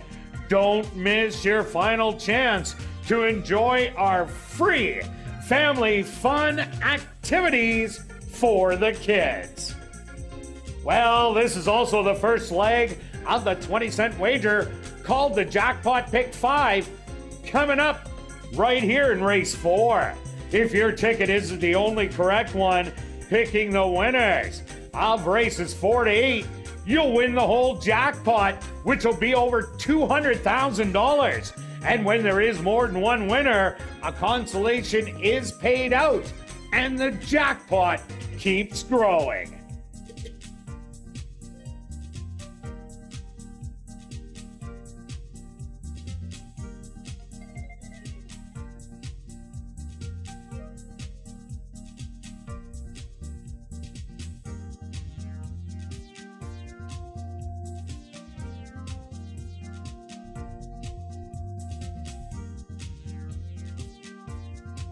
Oh, you better hurry. There's a little over 15 minutes left to give yourself a chance to go home with more than $4,500 in your pocket if you get drawn to play Chase the Ace and you pick the Ace of Diamonds. Get your tickets at guest services in the lobby for just $5 right now. And remember, you're helping support Final Furlong that helps find good homes for retired racehorses.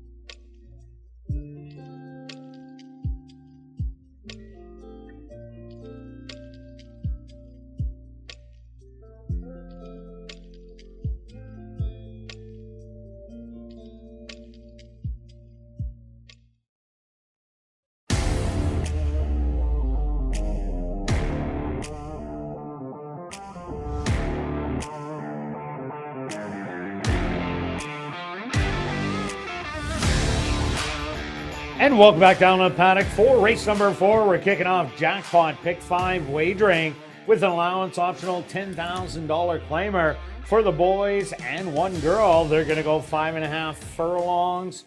Quick look back at race number 3. Zig. Antonio Whitehall, what a great ride. Sitting behind the 2 speedsters. Truly terrific, and Gold Digging Darling. Yeah, put the horse right in the right spot. Watching the race, it looked like, Zig is probably winning this race, just licking his chops. Quarter mile to go. Yeah. Antonio Whitehall, he looked like he had a pile. He did. And there's an example. Horses was at a bit of a lower level, but starting to win at this time of year, and away we go. All right, on to race number 4. Not an easy race to kick off Jackpot Pick 5. No, but if you're the lone ticket, you're going to win over $200,000. If you are the lone ticket, this is a sequence that could happen. I'm going to start with the 6 horse. Interesting how the odds are 5-1. Can I take 5-1 right now? Because I like 5-1. Majestic Street. I comment on an ASD Live on how much I like the last 2 races, how this horse has come off the pace, just sat off. Certainly going to have to do that with a couple speed balls in here. The best race at ASD was the last race. Ran against that House Limit, who is a nice horse of himself, and beat the rest of the field by over 2.5. It says hopped at break. I didn't necessarily see that, but Carino hasn't won a lot of races this week, but he'll put this horse in the right spot. Kind of I think a similar trip as Zig in the last race. Put that horse there, wins at 3-1. Oh, they must like what I'm telling you. And I think you forgot about Carino's natural hat trick on Monday. Oh, I guess you are. Oh, yeah, it's already Wednesday. That's past. That's so many days ago. And okay. Yeah, that's right. He did. Yeah, I think there is going to be a big pace battle between Kate's Princess, the 1, and the 5 Euro Silver Biz. So I got to go to a closer in here, and I selected number 3, Trump'em, only making the 3rd start of the year. Ran huge first time out. Got caught late down the lane by Eddie Forever and Wicked Fortitude. But it was the comeback race that really impressed me. The horse was well back after breaking slow out of the 1 hole, but came with a flurry to win by a half a length. And this horse is a specialist at the distance. 15 starts, 7 wins. I know I'm going to get a price today in this tough field, so I'm loving the 8-1. Yeah, that's fair value. A good point. That last race was so impressive. I'm going to go to the 6-year-old mare in here, the only girl. She has talent and speed. I had to use her even against the boys because of that last trip. Hopped at the break is an understatement, and then rushed up and was wide. Lost the race, but was the best horse in the race. If she can manage to break well from the post 1, I think she's going to be tough. Yes, there is other speed, but she is a speedball, and they're only going 5.5, and that'll make the difference for her. That maybe she can steal this one over the boys. Yeah, if Euro Silver Biz doesn't go, then Kate's Princess, she could easily go wire to wire. I also like number 8, Wicked Fortitude. This horse didn't like anything to do with that mile, but it's kind of like GoldenEye's last race, going around a ground. GoldenEye did have trouble, came back and ran huge, and obviously did get the win. I think that was just a bad race for Wicked Fortitude. Didn't want anything to do with that mile race. Now gets a cut back to 5.5 furlongs, and both of those 5.5 furlongs were great ones. 3rd beaten 1 and a winner by 3/4 of a length over the 6 Majestic Street. So Wicked Fortitude on the outside, 9-2. Also a good play at good odds. For sure. Let's mention the 5 here. After that last solid performance in the allowance non-2, does move up quite a bit in class against some of these that have won multiple races. A different horse, like you kind of mentioned on ASD Live. There's the gray. She looks sharp as ever. Nice breezing work last time after a win. I always like that. If Kate's decides to come off the pace, then this horse could potentially get loose. We'll have to see. She may just have figured out how to run, or just have woken up. Maybe 5-1 for me is a little low, but I think she still has a shot with if she repeats that last effort. Yeah, also take a look at number 7, Yola. Took the drop from this first level allowance down to 75. Broke slow out of the gate after stumbling, but came with a flurry at the end to win by 2 3/4 lengths. That was much easier than this race is today.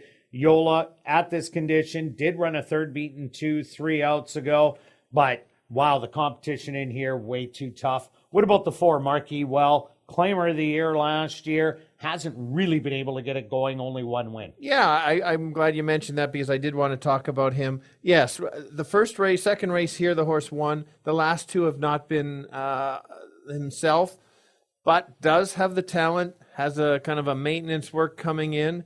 If the horse wakes up and there's that duel, he'll be coming on the outside. He makes his patent and move usually on the outside to close late.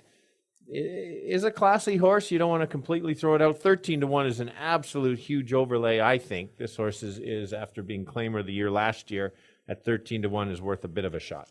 All right, let's go to our wagers here in race number 4, of course. Jackpot pick 5 time. A lot of numbers on that board stretch. We both spent $48.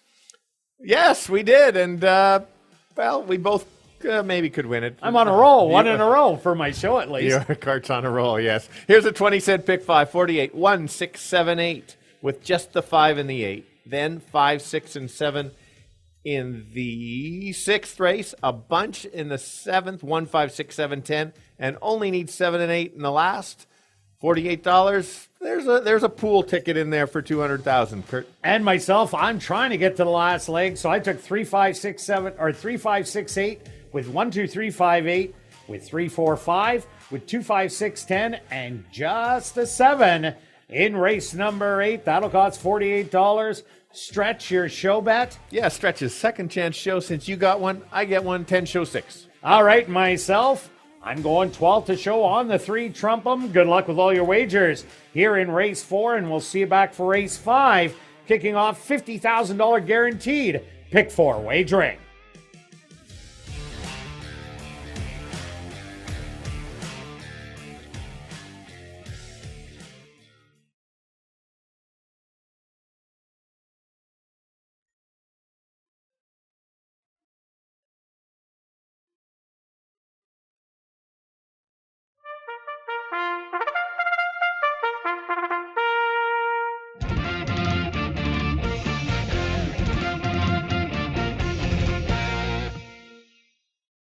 The horses are on the track for race number 4. They're going to go 5.5 furlongs for $16,500. Number 1 is Kate's Princess, owned by Bonnie McCrory and Gary Danielson, trained by Gary Danielson with Leroy Nelson. Number 2 is Striking Oil, owned by Henry Witt Jr., trained by Jerry Gorno with Antonio Whitehall. Number 3 is Trump 'em, owned by Wind Dancer Stable, trained by Wendy Anderson with Ronaldo Cumberbatch.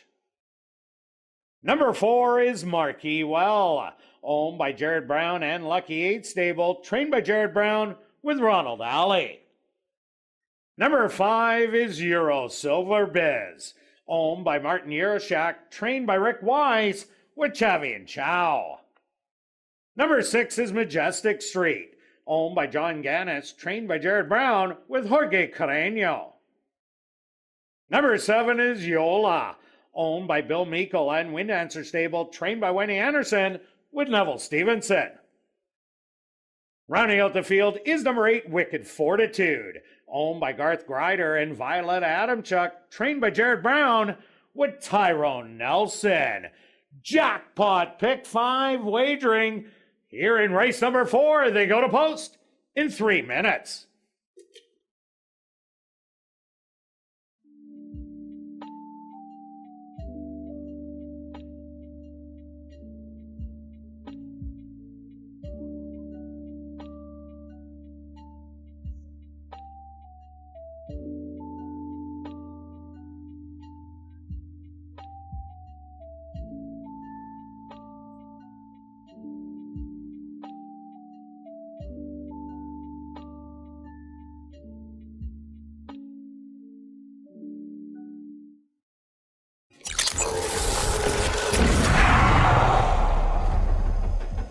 It's now 2 minutes to post time at ASD.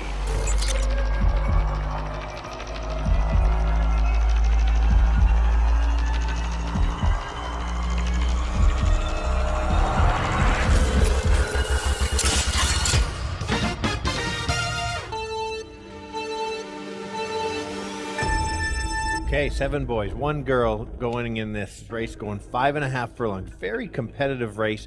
I'm going to start with the 6.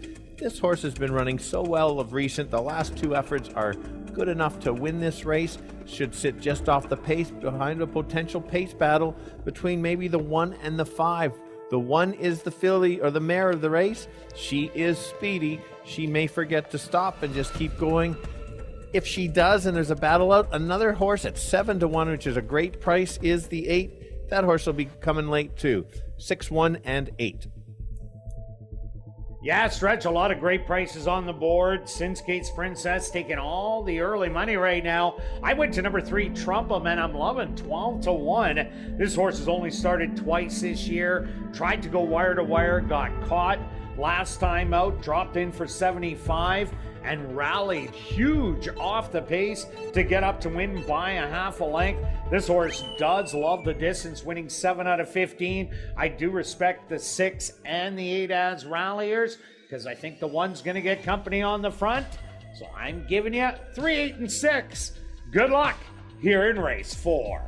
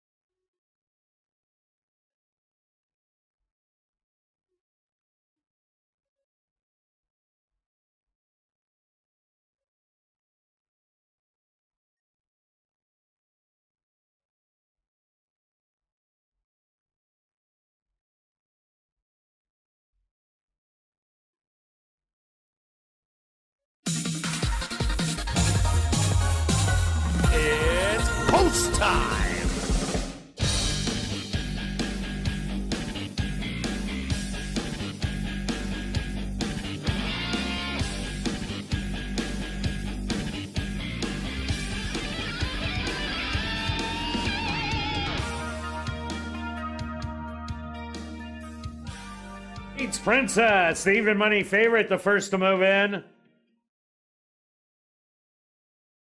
Next in, Striking Oil.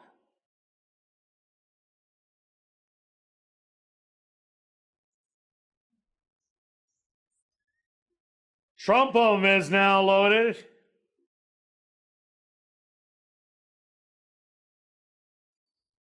Euro Silverbiz's turn.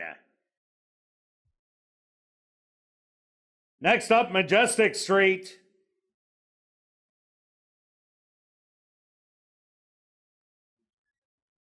Yola is set to go in.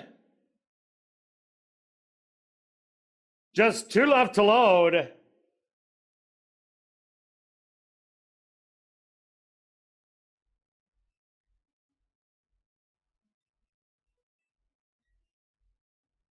Marquis Wells' turn. And just waiting on Wicked Fortitude to the outside.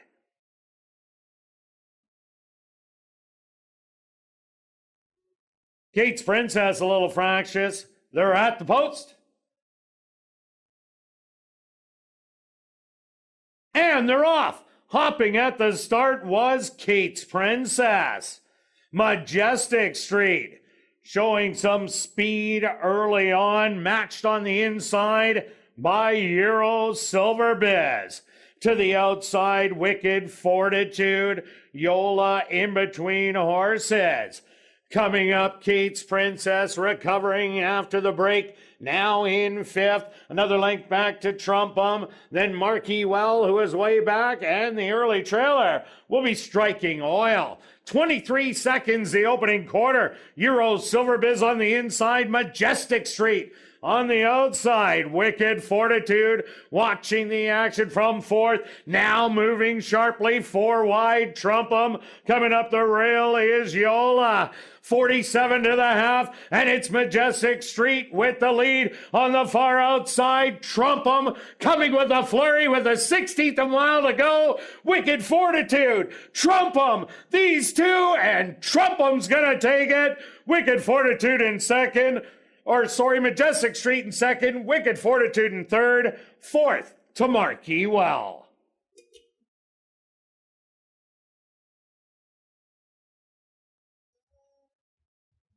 Ladies and gentlemen, please hold all tickets. There's a Stewart's inquiry into the start of race number 4.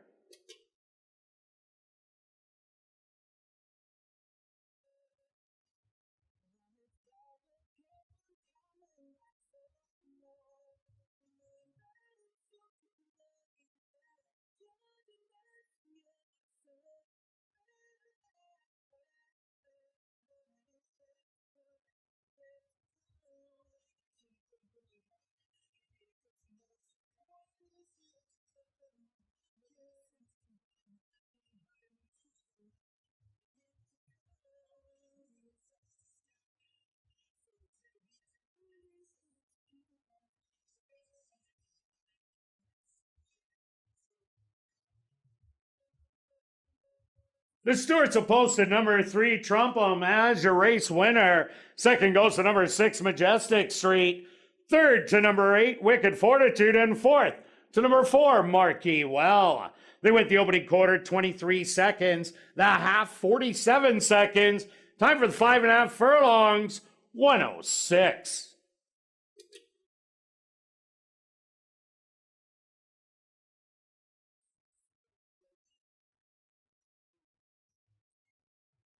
Once again, ladies and gentlemen, the inquiry is into the start of race number 4.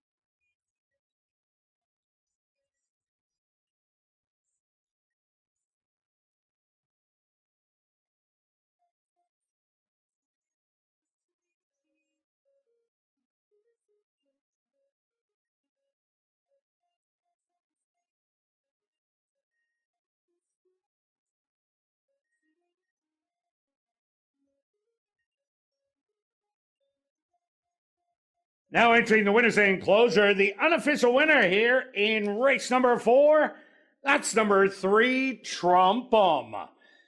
Trumpum is a dark bear brown gelding, 5 years old, by comic strip, out of the mare Fanny Chanel by Popular. Owned by Windancer Stable, trained by Wendy Anderson, and ridden unofficial victory by Ronaldo Cumberbatch. Time for the 5.5 furlongs, 106. Congratulations goes out to jockey Ronaldo Cumberbatch, who scores the double. 2 wins for jockey Ronaldo Cumberbatch.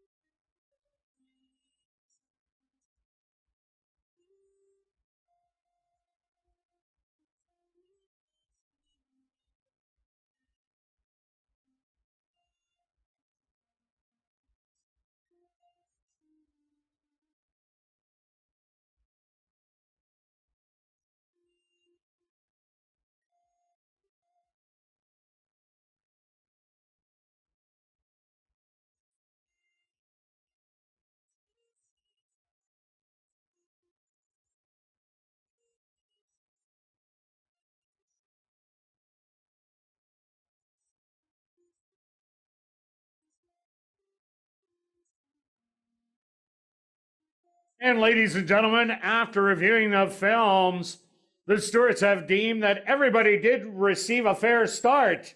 So the inquiry sign will come off the board, and 3, 6, 8, and 4 will become official.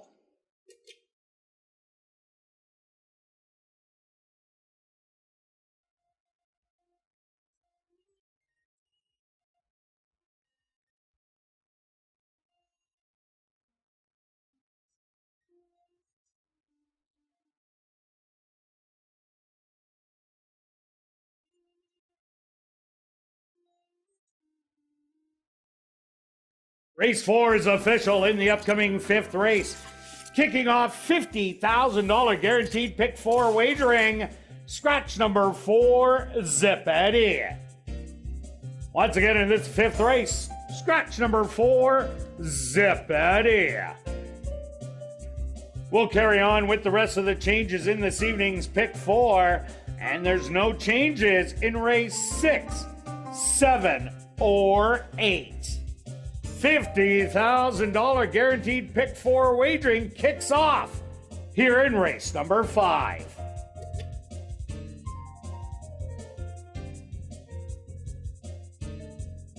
Want to keep up with all the local horse racing news and events at Assiniboia Downs? Then be sure to subscribe to our weekly e-newsletter, The Inside Track. You can subscribe at asdowns.com.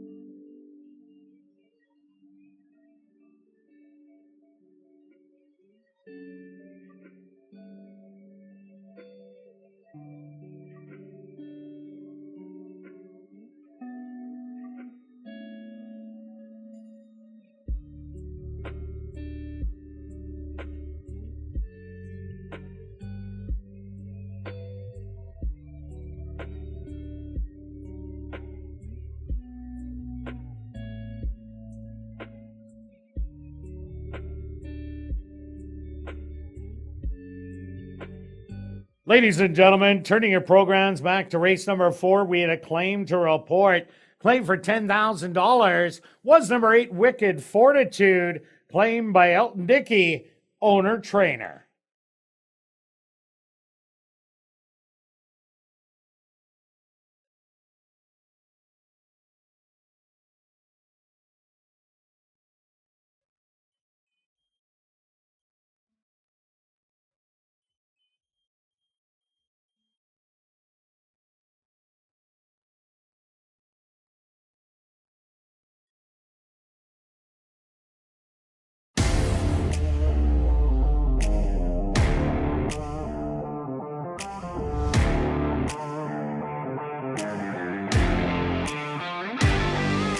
And welcome back down the paddock for race number 5. We're kicking off $50,000 guaranteed pick 4 wagering with a $2,500 claimer for 3-year-olds and up that are non-winners of the year. They're going to go 6 furlongs. Scratch number 4, Zip Eddie. Quick look back at race number 4, Stretch. Trump 'em. Maybe a distance specialist. Yeah, for sure. Just talking before we went on about how this horse is looking so much better coming off the pace, and it was just a smart ride and Great ride by Ronaldo Cumberbatch because he knew there was going to be speed. He didn't know that Kate's Princess was going to get left in the gate again. So you always have to now worry. That's 2 back-to-back races, so you got to be careful next time about that horse. All right, you're alive in to keep your alive in the pick 5. There we go. 3. I just want to get to the last leg. Yes, here we go. Okay. So I've been waiting for this horse to come back because of the type of race it came from, and that's the 5 horse. Ran against a dropper that was just too classy for the bunch, and even though the horse didn't win, it beat the rest of the field by 3 lengths. I like that angle because it doesn't have to face Mr. Benz. It was an above-par performance for that level. Anything, if this horse repeats that effort, I think the horse will be right there. And Kirt was giving me heck on the second-itis. And that's fair, except last time they weren't going to beat the Mr. winner. Benz was dropping in from allowance, making the first start of the year. Exactly. Meant. And then lost to Marky Well in there, and so I realized the Kurt's on a roll, but it's not a second-itis horse yet. Five's the pick. Yeah, I do like the 5 in here, but I went to number 2, Convict Pike. This horse ran such a good race in the 5,000 non-4 lifer after coming from Chippewa and getting the win there. Yes, it did run 3rd beaten 6 to Big Tony, but Big Tony was on a roll, and Big Tony ran huge last night, only to lose by a head bob in the end. The comeback race was 35 non-winners of the year, but that was a tough dash with El Chairman, Hoochie Coochie Sam. You see them in for 5,000, and Plum Lucky did the drop after that race. I think Convict Pike is better sprinting than going around 2 turns, so I'm going to take every part of that 8-1. Oh yeah, that there's your value. Would you like to talk about your popular horse that you take every time? Proud and Loud? Yeah, you can have credit with this one. Okay, I like this horse 2 outs ago when it ran against Soul Obsession. Soul Obsession was on a roll and came back to win, and that was a spirited effort. It did beat number 1 Yodeler's Way that day, and then in the comeback race, had to go against El Chairman and Danza Rebel. Danza Rebel didn't win the next time when it jumped up, but it did win last night again, and El Chairman also came back to win. So Proud and Loud has tested some real tough ones in for this non-winners of the year, and definitely a big shot in here. Agree. I just wanted to let you have the credit. All right. Let's talk about a couple of the speed horses. We'll start with the 1 Yodeler's Way. Has run 2 back-to-back real nice efforts. Cut back last time and ran a nice race, and I did like that horse in that race. And a tough race. Lost a tight photo with a couple of the horses. The horse that ran second. Doesn't need the lead. May not get if Hot Rodden, who used to have lots and lots of speed, doesn't go to the lead, then the 1 maybe can try to steal it on the front end. But I think Hot Rodden, we're going to find out if he still wants to race, because if he doesn't get the lead, he might not want to be a racehorse anymore because he just had so much early speed and hasn't shown it this year. It has been classier, mind you. This is his best chance to clear, and then the 1 will be chasing, or they could run around the track together. Yeah, and the 8 also has some speed to offer to this race. Another horse to take a look at a big price, number 3, Otani, was a wake-up call last time out, dropping in from the 35 non-winners into the 25. Made a good belated rally, was 3rd beaten 4 3/4, did get beat by 3 to Camino de Estrella. But if the 1, 7, 8 all go banging out here, and you're looking for a deep closer at a big price, definitely Otani could be it. Yeah. Hey, he, like you said, he woke up this time of year. You can potentially just start running with the horses are on fire. Last one, an Invader from Fargo. Has run against some horses that we've already seen run. 3 back, Sing and Crying Dubai. Has one here. Rockin' Party yesterday ran at a higher level. Allowance non-2 Yeah, offer. and then All the Truth we've seen run as well. 5,000 wide open. Exactly. So the horse fits in this race, and that's one thing to maybe consider. You're getting 6-1. And when you get to know who the horse is running against, that really helps, because many times when you're at Fargo or Chippewa, you don't really know the competition. So I actually do think this horse fits at this level. All right, let's go to our wagers here in race number 5. Pick 4 time. Stretch, start us off. Okay, I've got it today. 5 and 8 in the first leg with 1, 5, 6, 7, 8. I'm just looking at the price, maybe. Okay. Are you sure? Sorry. Anyway, 5 and 8 with 1, 5, 6, 7, 9 with 1, 5, 6, 7, 8, 10 with 7, 8. And 120. Wow. yeah, because today's the day to take the shot. I agree. The pool is going to be way up there, and I don't think there's a lot of favorites in the sequence. So there it is. And myself, I'm going after the pick 4. I'm taking a 2-5-8 in here.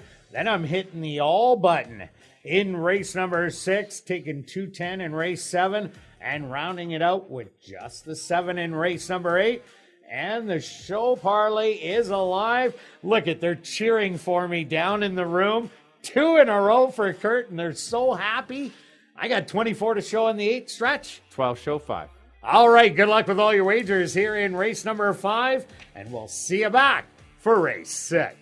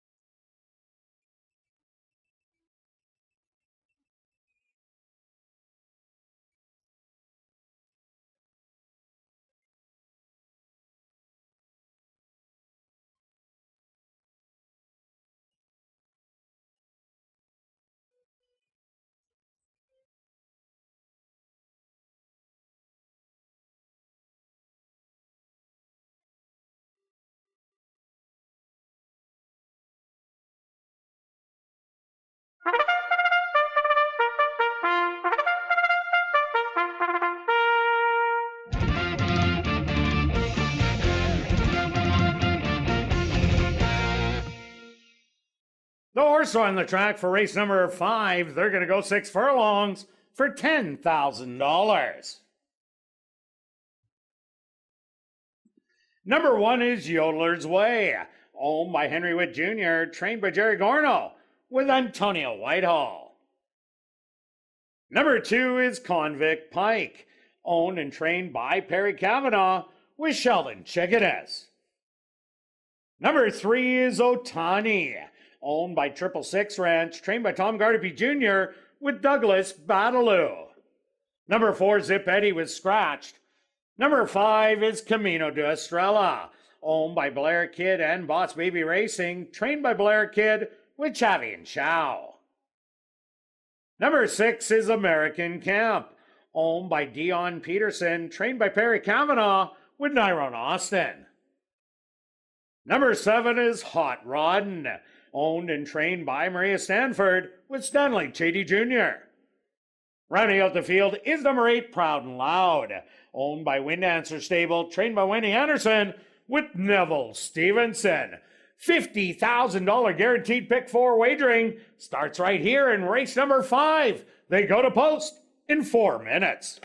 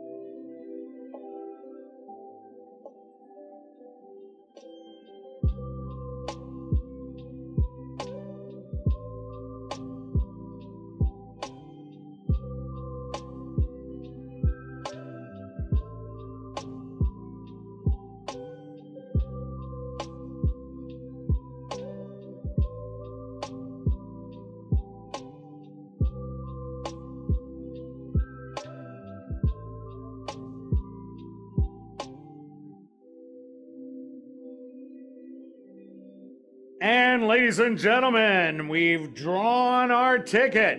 In Winnipeg's Ultimate Chase the Ace, the winning ticket number 1906. Once again, the winning ticket 1906. You'll have 5 minutes to get to guest services on the main floor south end. If winning ticket 1906 does not show up in 5 minutes, don't throw those tickets away, because there will be a redraw.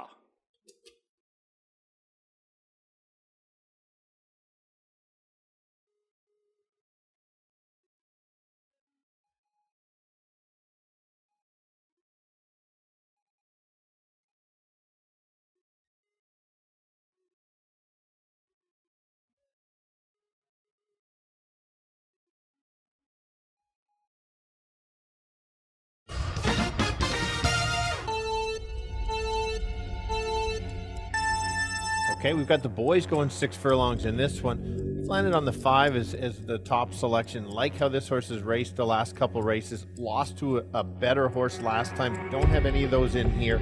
Should get the right trip. Don't like the value. If you don't like a 6 to 5 or a $4 horse, let's find another one. The 8, Proud and Loud.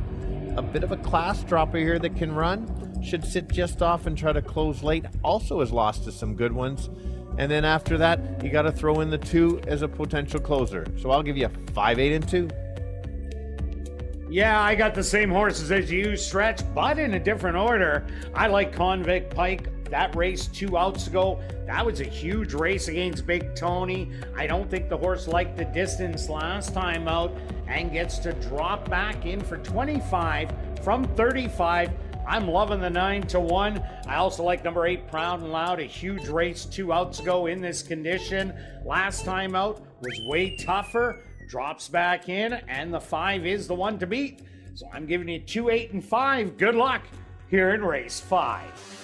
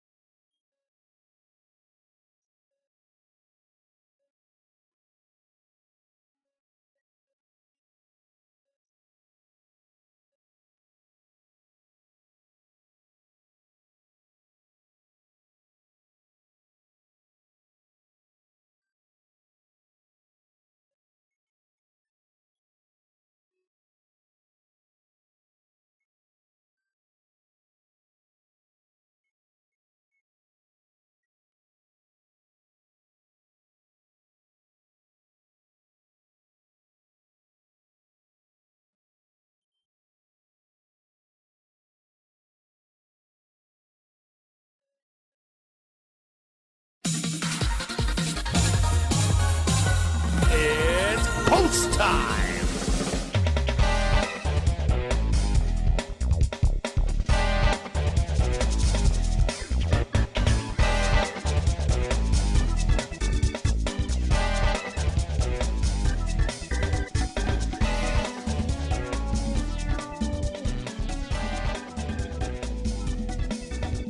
Yodeler's Way, the first to find his spot in the starting gate.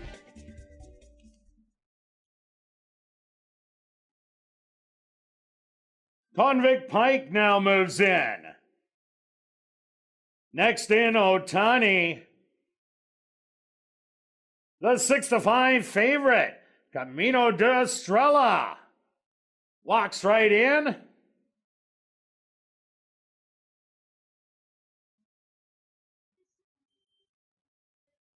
Next up, American Camp.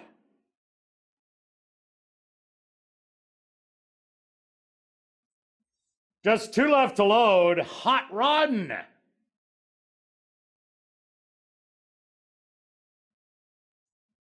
And just waiting on Proud and Loud to the outside. The field is set. They're at the post.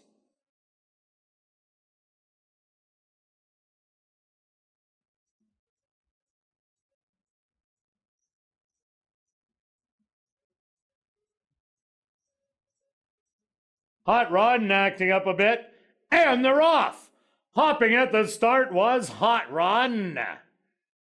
From the inside, Otani is showing a little bit of speed with Camino de Estrella.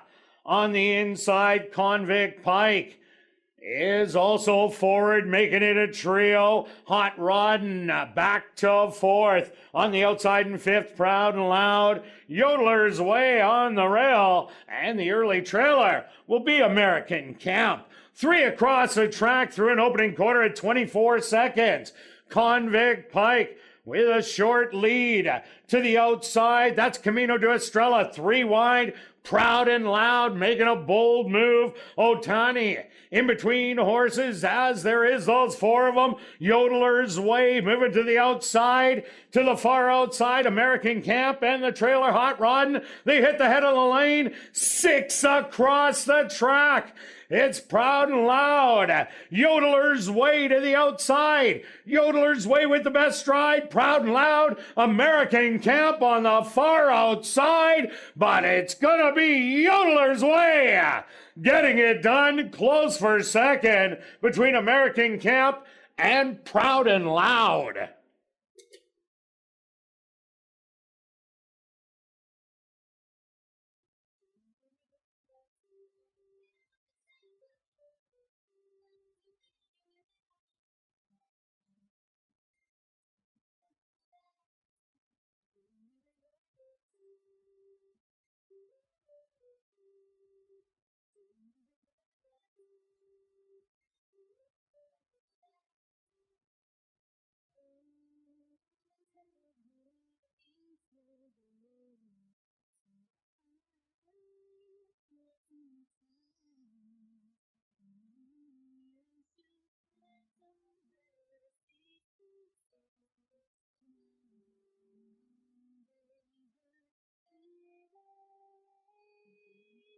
The Stewart's supposed to number 1 Yodeler's Way as your race winner. A photograph has been called to determine the place and show positions. They wait the opening quarter 24 seconds.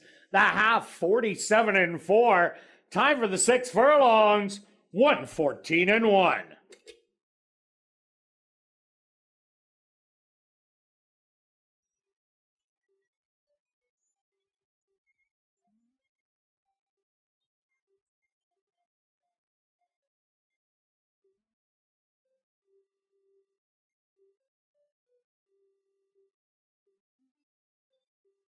Results of the photo show number 6, American Camp, finishing second.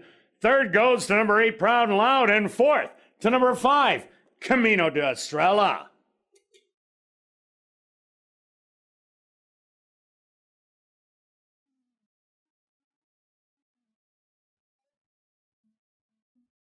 Now entering the winner's enclosure, the unofficial winner here in race 5, That's number 1, Yodeler's Way.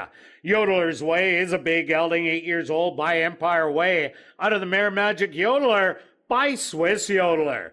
Owned by Henry Witt Jr., trained by Jerry Gorno, and ridden to victory by Antonio Whitehall.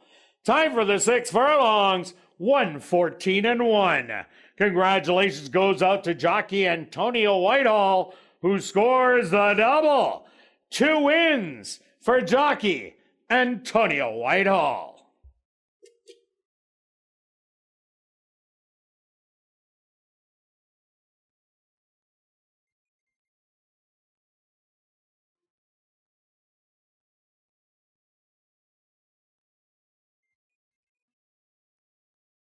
Race 5 is official in the upcoming 6th race. Kicking off the late pick 3, there are no changes. No changes to report in race number 6.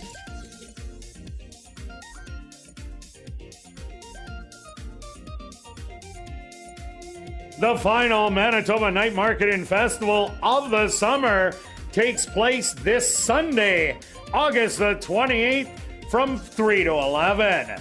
There's more than 15 food trucks, over 100 local vendors and artisans. There's going to be a beer gardens, live bands, kids activities, and much more. Tickets are just $7 and are available at the door.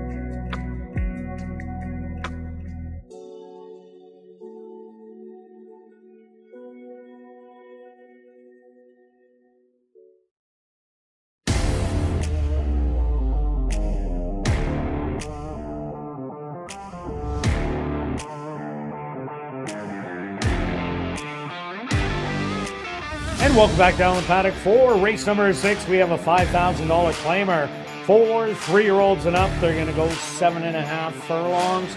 Quick look back at race number 5. Stretch, what a wild one. It was a wild one, and the race didn't actually go how I saw the race was going to go. I thought maybe the 1 would go to the lead. We thought not at all. Hot Rodden would be on the lead. No, they decided to rate, and then there was the duel, and then it set it up for Well, my bomber, Otani, to come off the pace was in the duel. Correct, exactly. And Yodeler's Way got it done. Antonio Whitehall, a great ride. It was again. a great ride, for sure. 2 in a row for him. Okay, on to race number 6. How do you see this one playing out? I see we've got a good competitive betting race. The lukewarm favorite is the 9. I'm going to start with the 5 horse at 5-1. I like that how he's running right now. Back-to-back very good races. The 2 back doesn't do it justice of how good a race that was, and also losing to Danzarevo, who's a runner for this level anyway.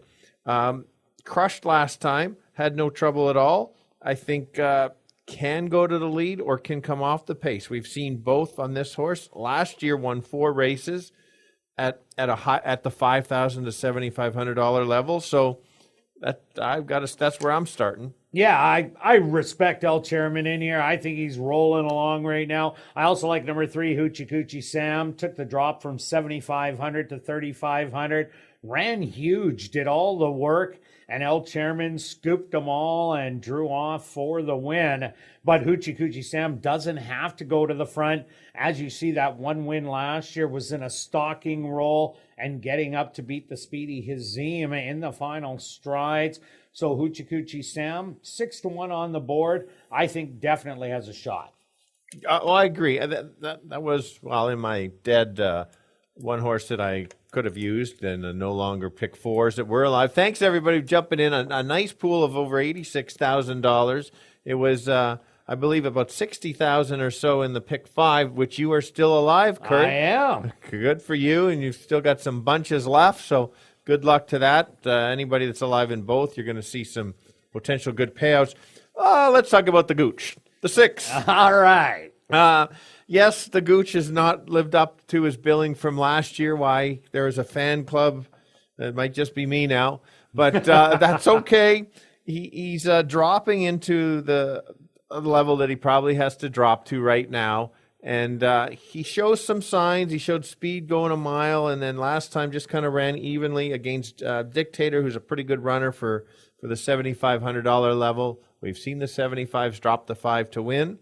And if the Gooch can wake up, better get on board of the Express. Yeah, no doubt. Another horse I like in here right now at 10-1. That's number 4, Fulkerson. 2 outs ago, ran for 25 wide open. Ran a good second against Wits Coco, who had won its previous start, and then jumped up from 25 to an optional 10,000.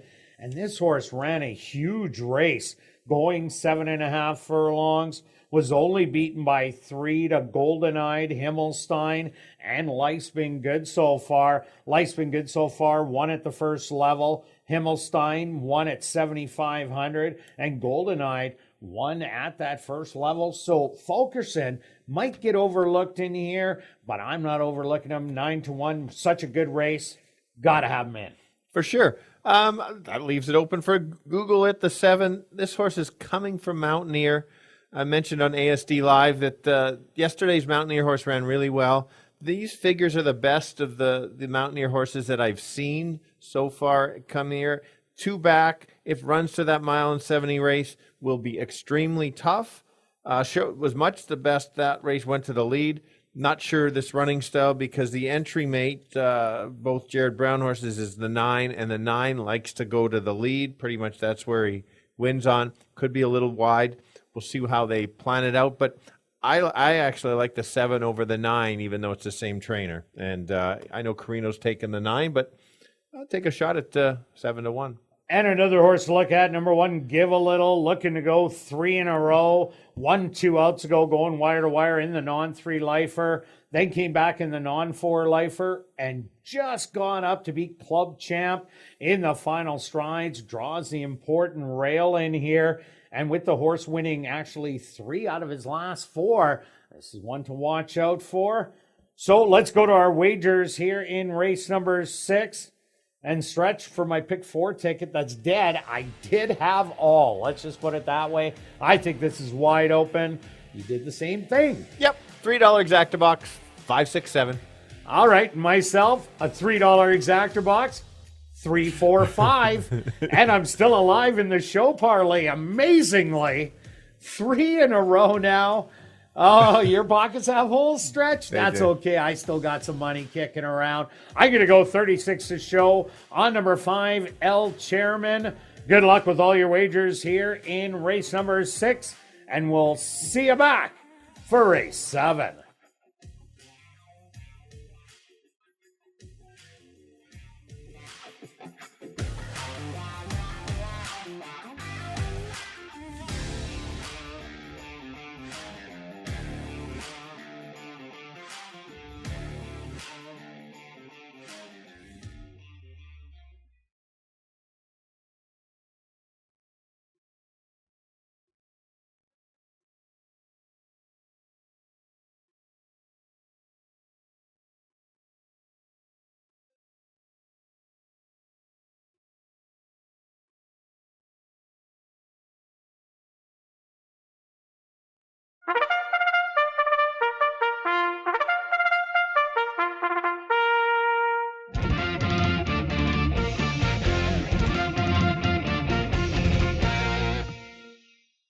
The horses are on the track for race number 6. They're going to go 7.5 furlongs for $13,200.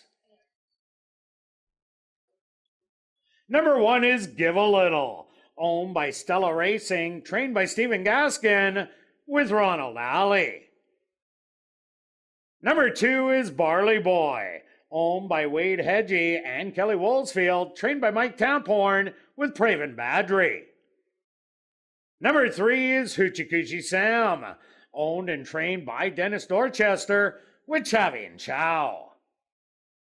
Number 4 is Fulkerson, owned by Henry Witt Jr., trained by Jerry Gorno, with Siobhan Bell. Number 5 is El Chairman, owned and trained by Elton Dickey, with Stanley Chady Jr. Number 6 is Gooch Express, owned by Wind Dancer Stable, trained by Wendy Anderson, with Ronaldo Cumberbatch. Number 7 is Google It, owned and trained by Jared Brown, with Tyrone Nelson. Number 8 is Rebounder, owned by Dan Hansen, trained by Deb Hansen, with Sheldon Chickanis. Rounding out the field is number 9, My Cowboy, owned by King Couture, trained by Jared Brown, with Jorge Carreño. Post time for race number 6, 4 minutes away.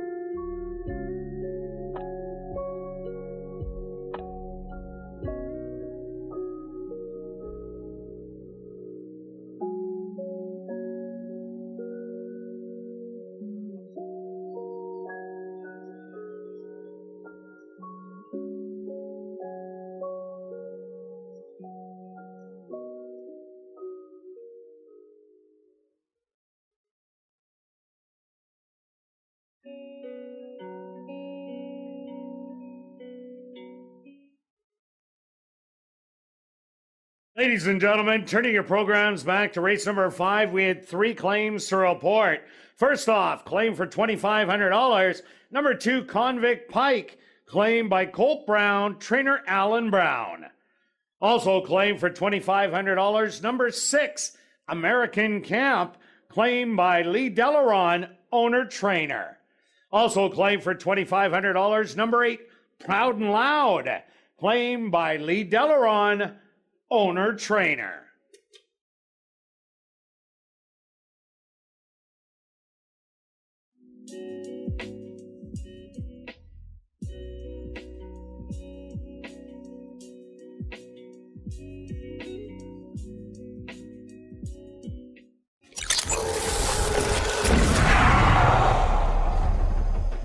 It's now 2 minutes to post time at ASD.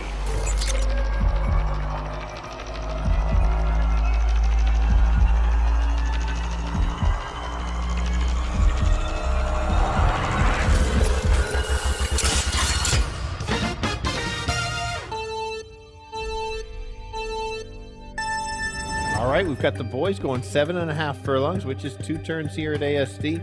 As you can see, it's wide open. I've got the 5 horse at great value at 9-1. This horse is running so well, back-to-back good starts, does fit at this level. Not going to be far from the lead, makes that same move, certainly could be right there. Huge value. The 7 horse is an Invader from Mountaineer. Don't leave that one. That could go right to the lead. And don't ever forget the Gooch, the 6 horse, getting bet a little bit at 6-1. But if he wakes up to last year's form, it could be his day. 5-7-6. Yeah, Stretch, this is a wide open race. I also like number 3, Hoochie Coochie Sam. Ran a good race last time out in the drop from 75. Won't be on the front end in here.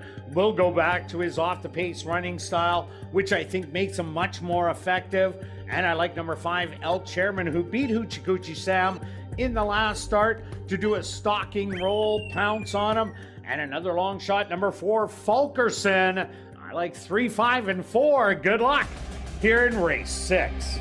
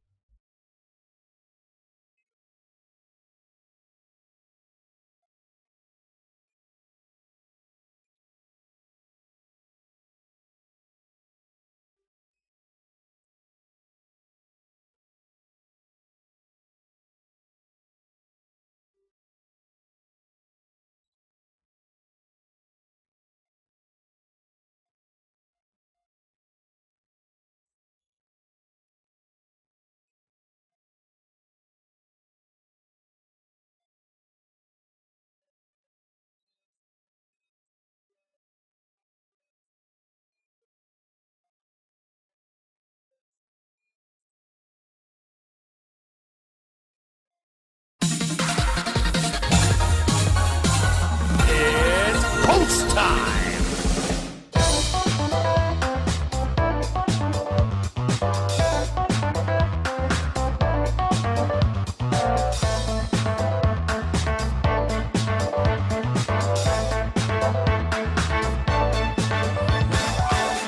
Give a little. The first enter the starting gate. Barley Boy now moves in. Hoochie Coochie Sam is next.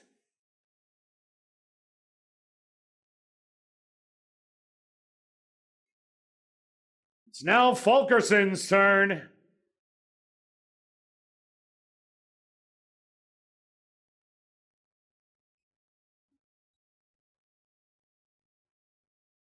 El Chairman, the next to go in.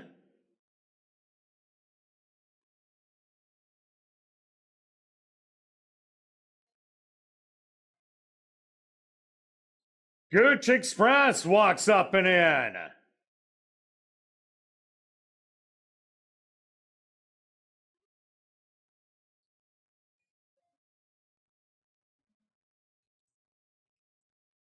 Google it. Locked and loaded. 2 left to go. Rebounder.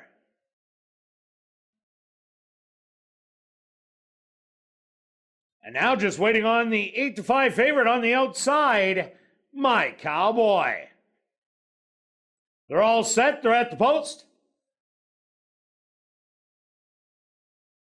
Breaking through the front of the gate was number 4, Fulkerson.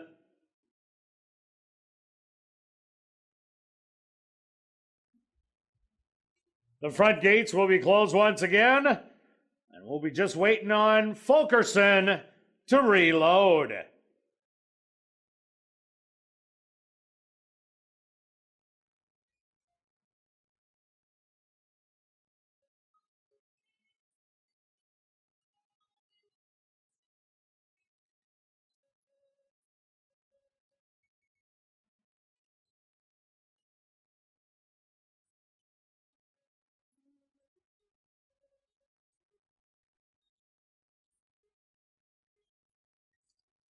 Fulkerson now walks up and in. Once again, they're at the post. And they're off. From the inside, Give a Little, showing a little early speed with Hoochie Coochie Sam. On the far outside, My Cowboy wants the lead. And he's going to get his head in front, but Give a Little is going to be right there in second. Back in third on the rail, Hoochie Coochie Sam in between horses. That's going to be El Chairman. Google it. Is going to be 3 wide in fifth. A gap of 3 more back. It's Rebounder with Fulkerson, and the early trailer will be Barley Boy. 24-4 the opening quarter, and My Cowboy has a lead by a length and a half with Give a Little. Chasing in second, Gooch Express. On the outside in third, Google it, 4 wide in fourth. On the rail, Hoochie Coochie Sam in fifth. Back in sixth, El Chairman. Then a gap of about 4 more back, running as a pair. Rebounder, Fulkerson, and the trailer, Barley Boy. 49 2 the half mile. On the inside, My Cowboy, Gooch Express showed up today and takes the lead by a nose. My Cowboy in second. On the rail, trying to rally Hoochie Coochie Sam. It's My Cowboy with the lead. On the outside, Gooch Express, El Chairman, but My Cowboy is gonna hang on. Hoochie Coochie Sam is second best. Third is gonna go to Gooch Express, and fourth to Barley Boy.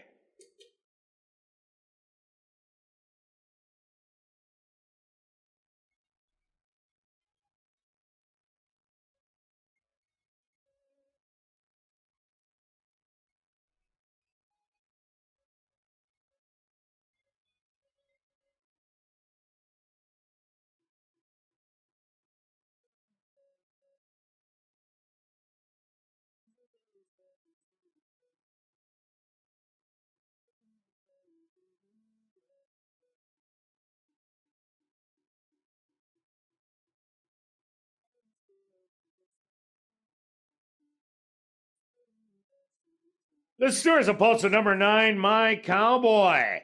As your race winner, second goes to number 3, Hoochie Coochie Sam. Third to number 6, Gooch Express. And fourth to number 2, Barley Boy. They went the opening quarter 24-4. The half 49-2. 6 furlongs, 116-2. Time for the 7.5 furlongs, 137-2.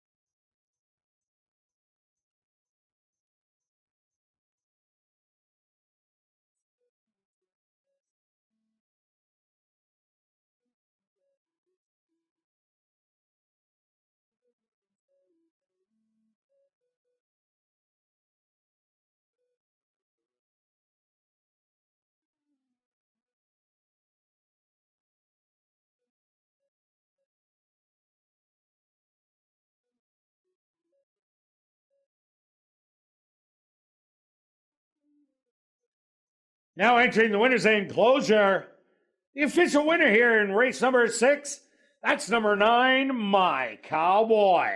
My Cowboy is a big gelding, 10 years old, by Cowtown Cat, out of the mare Full Cart by Bertrando, owned by King Couture, trained by Jared Brown, and ridden to victory by Jorge Carreño.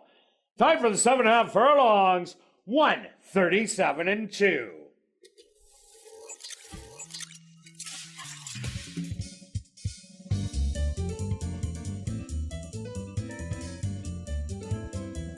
Race 6 is official in the upcoming 7th race. There are no changes. Kicking off late double wagering here in race number 7. They'll go to post in 18 minutes.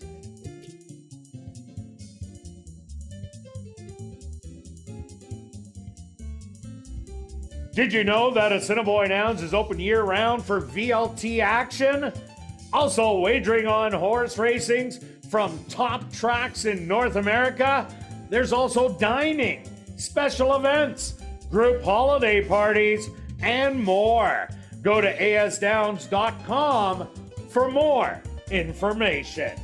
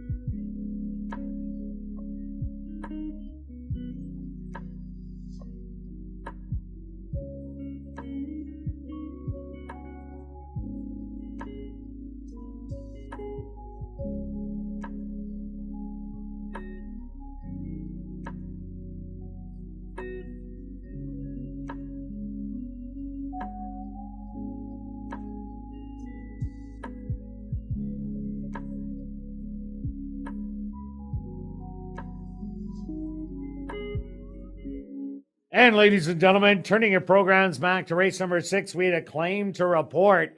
Claim for $5,000 was number 5, El Chairman, claimed by Lee Delaron, owner-trainer.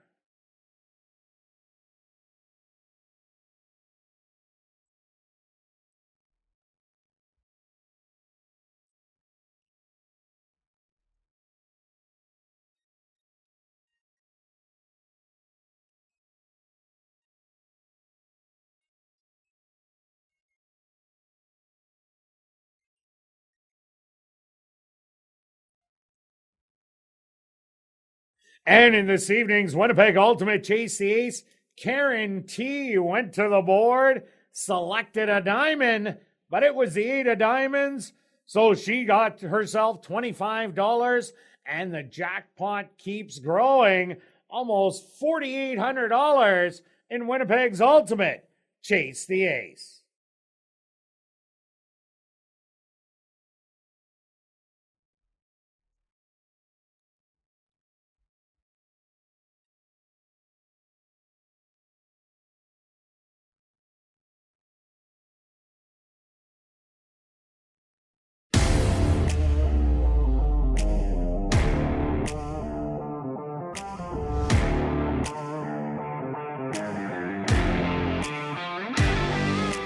And welcome back down the paddock for race number 7. We have a $5,000 claimer for fillies and mares 3 and up that are non-2 lifers. They're going to go 7.5 furlongs.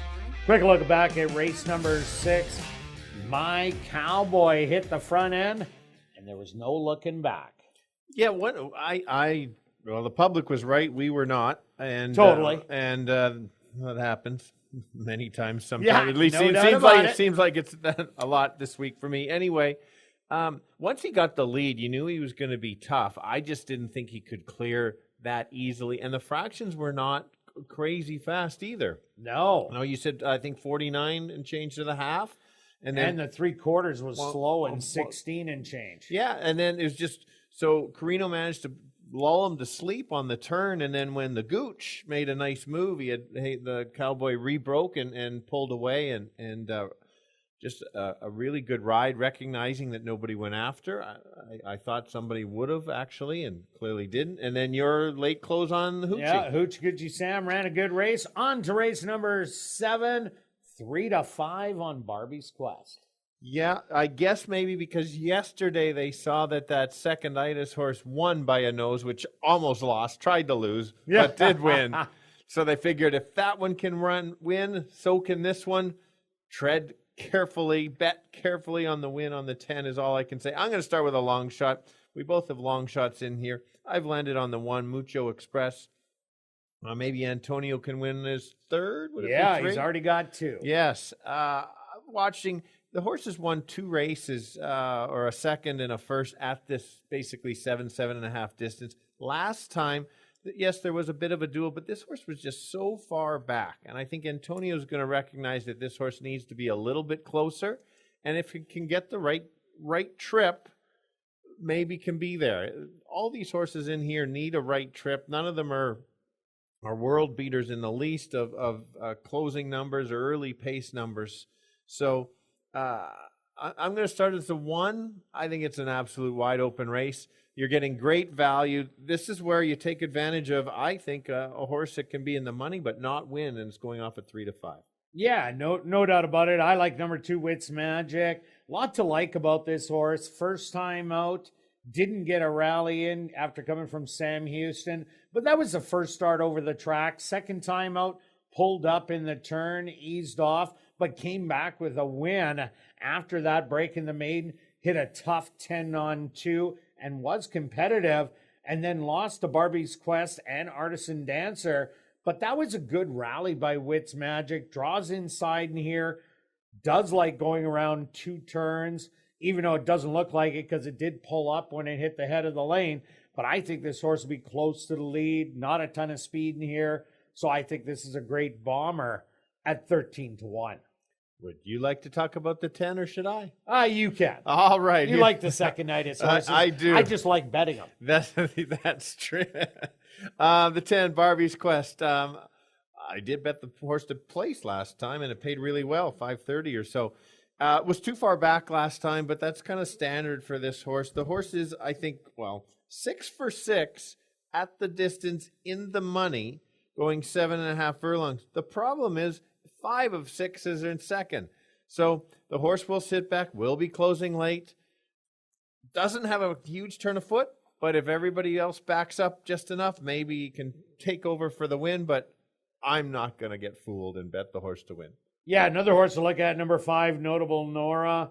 Had a good win 2 outs ago, stalking the leaders. And last time out, Wits Memories was just too good in there, but ran a really good stalking effort from the outside. This is a horse that's consistently in the top 3 in the last 3 starts. So definitely, if you're looking to play one, you're getting great odds at 7 to 1. For sure. I'm going to give you a 22 to 1 shot, missing the point, who went off as a almost 3 to 1 shot. And I liked this horse last time. Yes, you did. And right away got in an all-out duel with another speed horse. And Critical choice. Thank you. And of course the horse wasn't going to be there. 2 back, a nice race at Fargo. If doesn't get pressure, watch out, could go gate to wire. And that's the type of horse that can win this. 22 to 1. These are the horses you take a shot on after was maybe a little bit over bet last time. Wow. All right, let's go to our wagers here in race number 7. Stretch. What do you got? You might think I'm betting place on the 10, but nope. It's going to be 20 place on the 1 because I think that he may, maybe not quite fast enough, but I think I'm going to get a great price. And myself, I'm betting a tractor. I'm taking 1, 2, 3, 5, 6 with the 10 for second. You like that one, Stretch? I do. With 1, 2, 3, 5, 6 for third. That'll cost $20. And yes, I'm out of the show parlay. Good luck with all your wagers here in race number 7. And we'll see you back for race 8.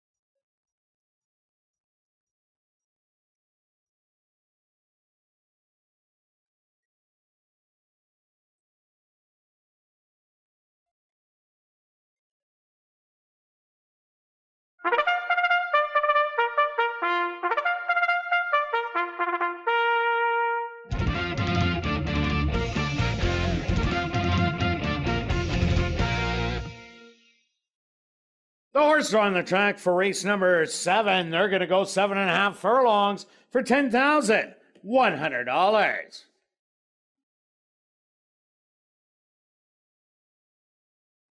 Number 1 is Mucho Express, owned by Pink Cloud Racing, trained by Courtney Ross with Antonio Whitehall.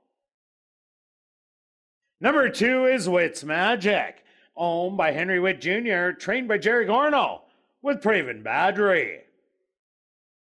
Number 3 is Rathmeister, owned by Steve Herman Jr. and Marilyn Delorme, trained by Francis Nelson, with Siobhan Bell.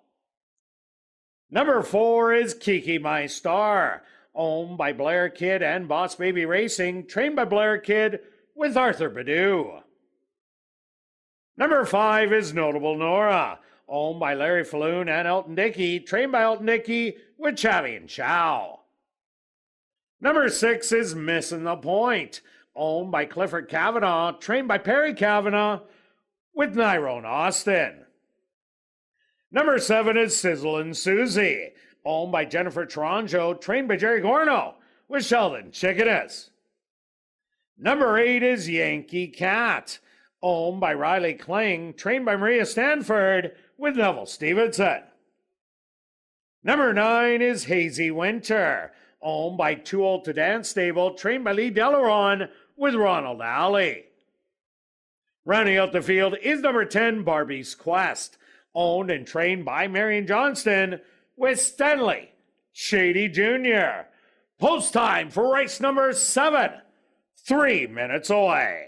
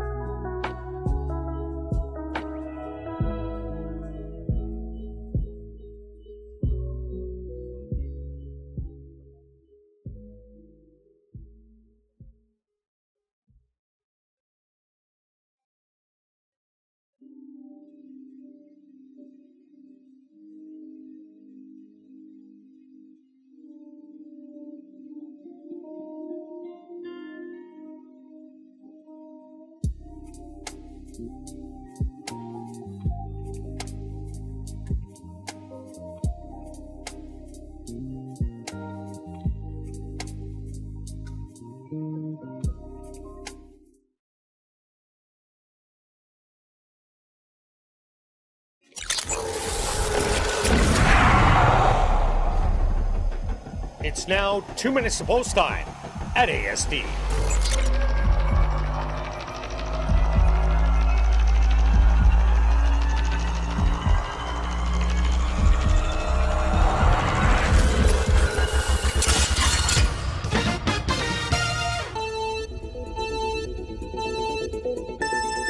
Here we go, full field of girls going 7.5 furlongs. We've got the big favorite on the outside is the 10 horse. I'm trying to beat this horse. I don't think it's very good value, and it's going to get a tough trip. Let's go to the 1 as a long shot. We get the rail this time. It's going to sit back and try to make a late close. Has 1-2 back, a similar effort might be there. Another long shot I'm going to give you that's not listed is the 6 at 19-1. Was bet down last time, got caught up in a big pace battle and faded. So I'll give you the 1, the 10 should be there, but don't forget the 5 and the 6. Kirt?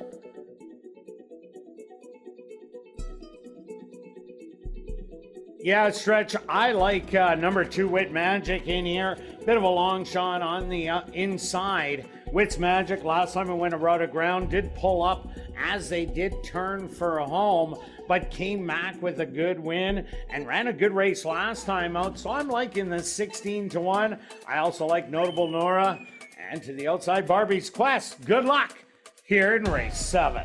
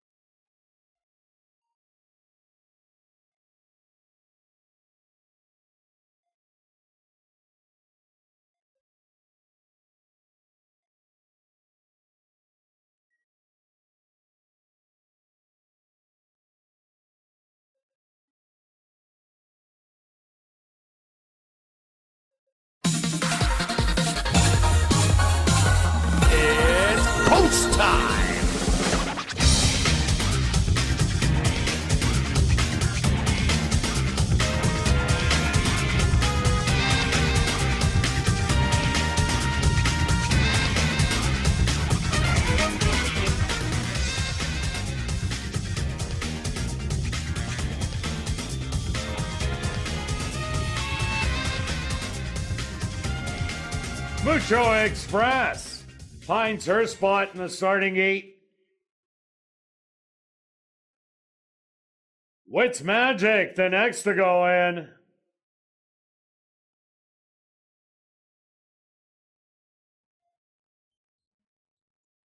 It's now Rathmeister's turn.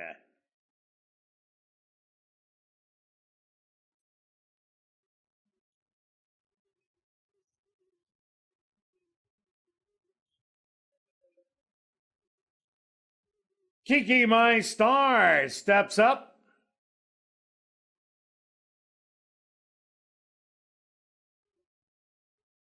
She's in.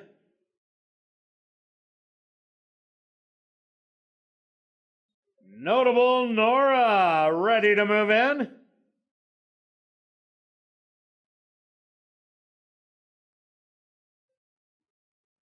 Missing the point walks in. Sizzle and Susie's turn.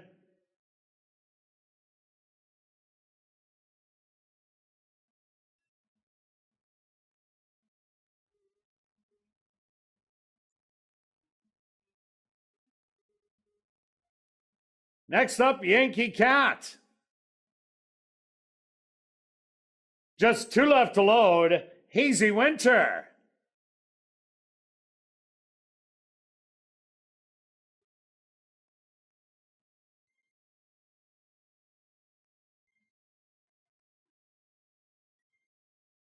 And just waiting on the 3-2 favorite, Barbie's Quest to the outside.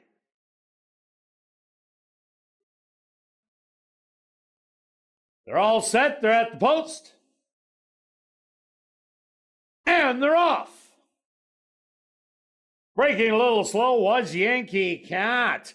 From the middle of the track, that's missing the point. And Sizzle and Susie. They're showing some early speed, settled right in behind. That's going to be Notable Nora with Hazy Winter to the outside. On the rail, Kiki My Star. 5 wide, Yankee Cat. Another couple lengths back, Wits Magic. All by self watching the action. Moving up behind them. That's going to be Rathmeister. And another 3 back to the favorite Barbie's Quest and the early trailer, Mucho Express. The opening quarter, 25-2. Battling it out on the front, missing the point on the outside. Kiki My Star. Notable Nora is in between horses, making a bold wide move. Now taking the lead is Hazy Winter. Notable Nora in second, missing the point back to third. The favorite Barbie's Quest is getting rolling from the back. In between horses, Wits Magic. The half 50 and 2. They hit the head of the lane. Hazy Winter with the lead. On the inside, Notable Nora, Wits Magic with a full head of steam, now takes over. A 16th of a mile to go. We got Wits Magic with the lead, trying to get her. Rathmeister, these two at the wire. Settling for third is Barbie's Quest, and in fourth, Hazy Winter.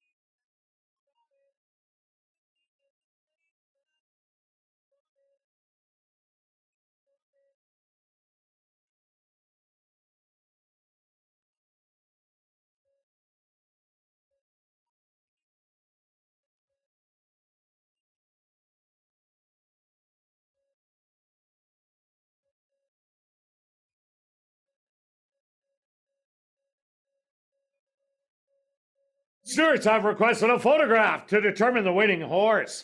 They went the opening quarter 25-2, the half 50-2. 6 furlongs, 118-2. Time for the 7.5 furlongs, 139-1.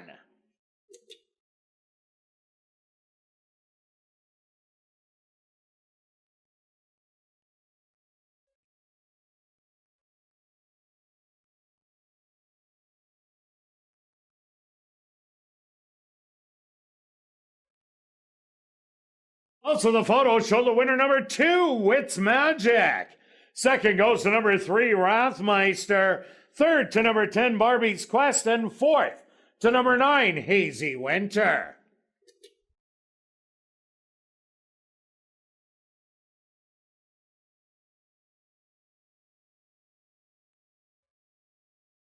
Now entering the winner's enclosure, the unofficial winner here in race number 7, that's number 2, Wits Magic.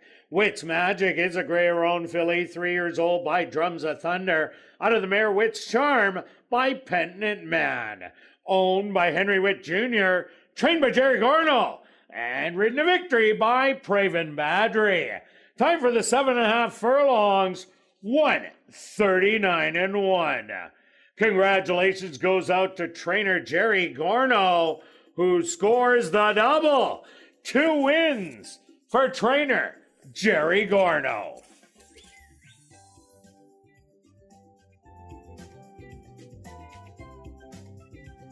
Race 7 is official in the upcoming 8th race.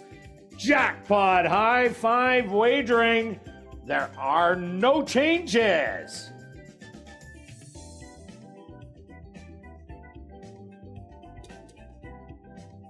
Well, after the final race, be sure to head up to the clubhouse where our popular Crazy Hour kicks in.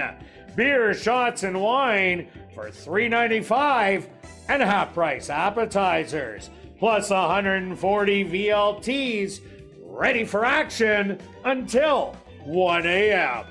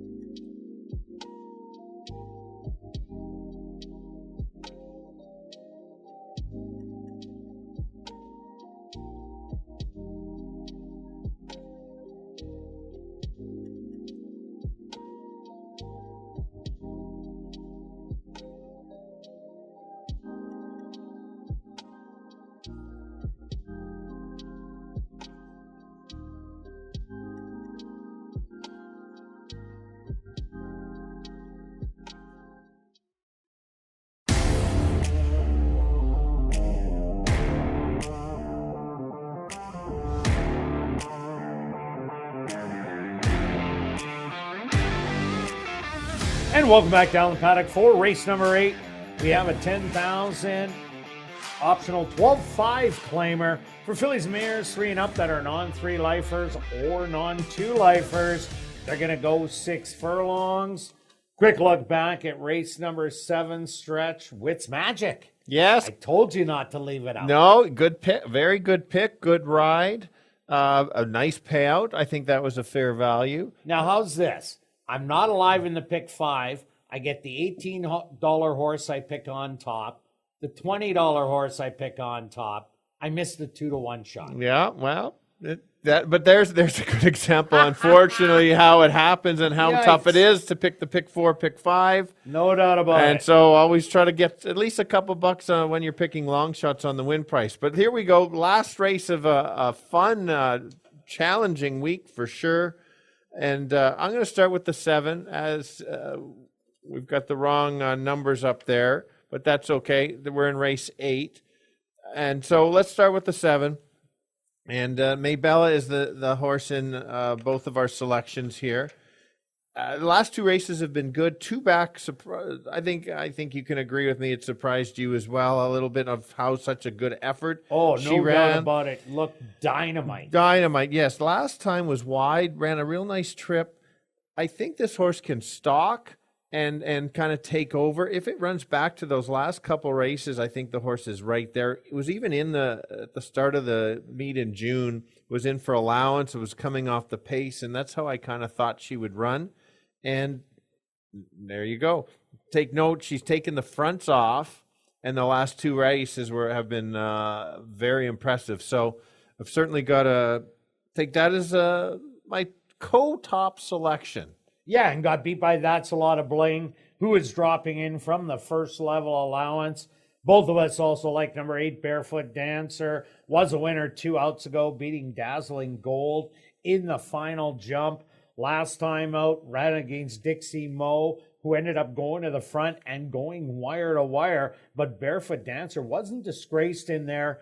And this is a drop in class. I think this horse can stalk a race with a pile of speed in here. So definitely another one with a good shot, and is getting respect at 3-to-1.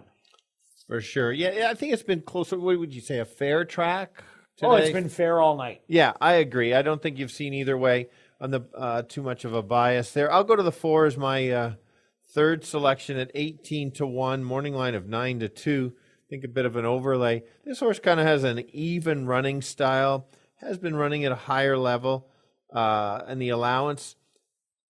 Been in the mix with many of these, has lost to the 8 before, and so in the mix to help you play in a trifecta. With 10 horses, you need a trip. You have to find a trip. This is easy with so many. The jockeys could get trapped on the rail or get taken out wide, and in this field and this level, losing a length or 2 is huge on distance run.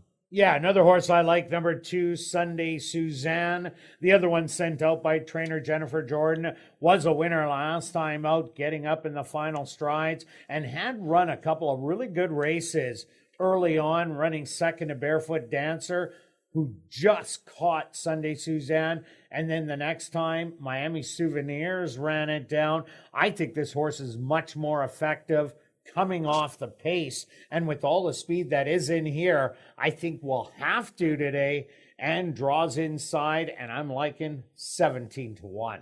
For sure. Let's talk about the 6 who we were trying to beat last time. It had been beaten 3 straight favorites and then went off as a big favorite. Yeah, and it beat us. Yeah, Carino gunned the horse to the lead. We were expecting that about three starts before, and it kept coming off. The start before was a little flat. Did look good. It was a bit of a speed favoring track.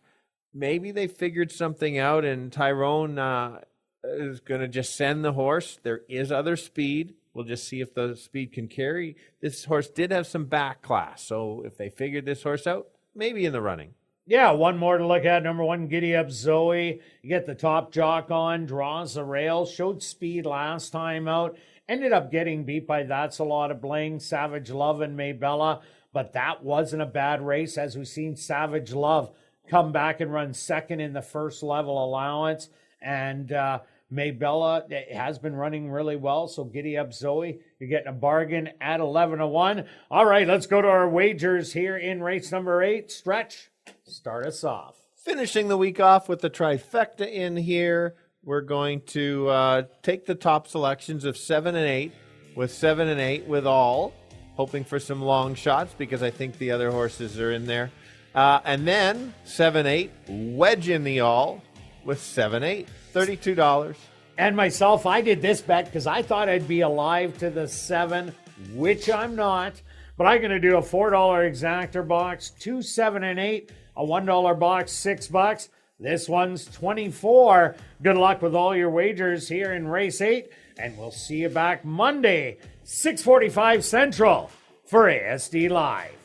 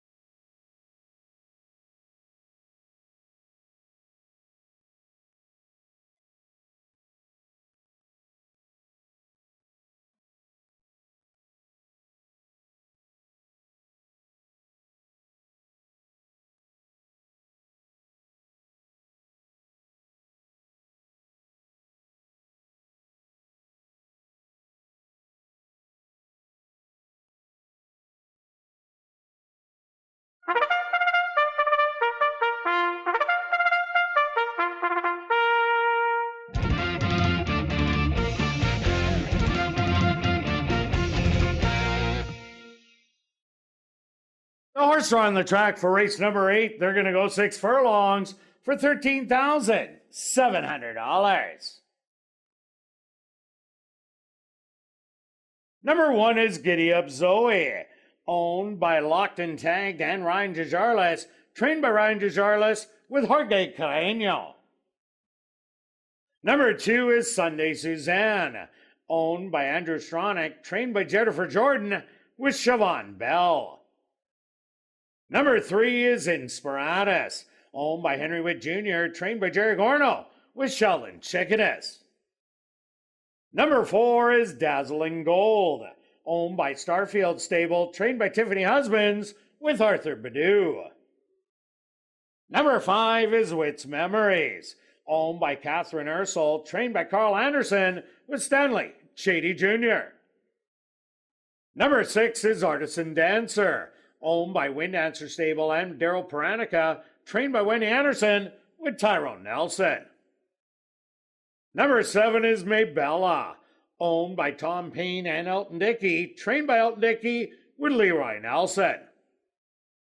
Number 8 is Barefoot Dancer, owned by Andy Stronach, trained by Jennifer Jordan with Nyrone Austin. Number 9 is Fingertip, owned by Pink Cloud Racing, trained by Courtney Ross with Neville Stevenson. Rounding out the field is number 10, Sea Life, owned by Henry Witt Jr., trained by Jerry Gorno with Praven Badri. Post time for race number 8 in 4 minutes.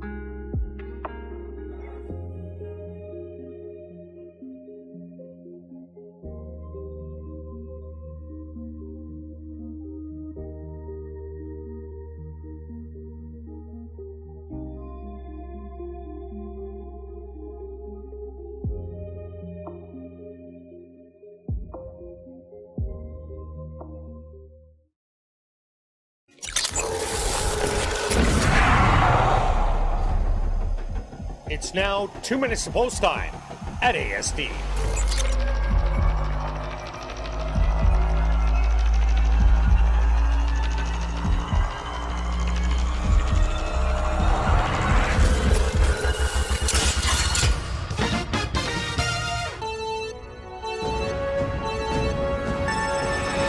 Okay, the girls close off the week going 6 furlongs. Competitive affair that the 7-horse deserves to be the favorite. She's run 2 back-to-back very good races, runs those. She's going to be tough to beat. Let's find a bit of a price to go with her. I'm going to go to the 8-horse, Barefoot Dancer. She's going to be a closer. She cuts back from 7 furlongs to run back at the 6 where she's won. The figures are there. 5-1 is more than fair. Need a third place. Go with the 4 at 11-1. Let's finish the week at 7-8-4. Kirt. Yeah, Stretch, I'm with you on number 7, Maybella. I think it's her race to lose. She can go to the front. She can come off the pace. I love her versatility, but she won't be too far away from the lead. I do like number 8, Barefoot Dancer, to go with her, but I also like the 2, Sunday Suzanne. You're getting a good 22-1. Also look at number 1, Giddy Up Zoe on the inside. Inside speed could stick around. I'm going to give you a 7, 8, and 2. Good luck here in race 8.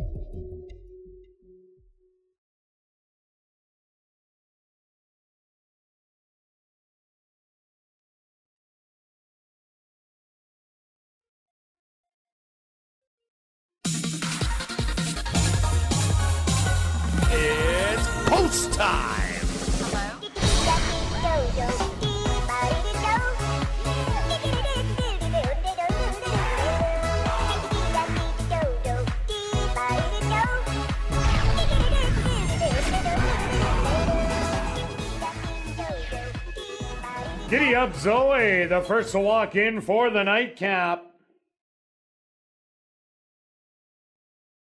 Sunday Suzanne is in. Inspiratus is next.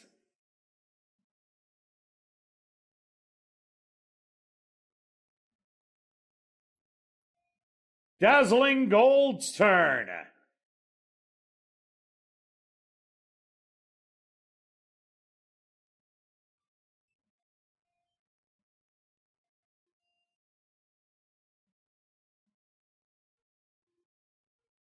Artisan Dancer walks in. Maybella, the 9-5 favorite, is in. Barefoot Dancer locked and loaded. Fingertips turn.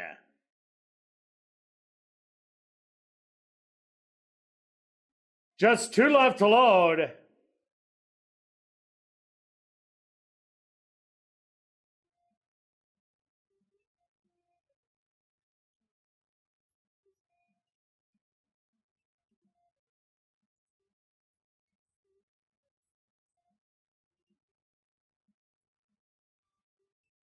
Wits Memories.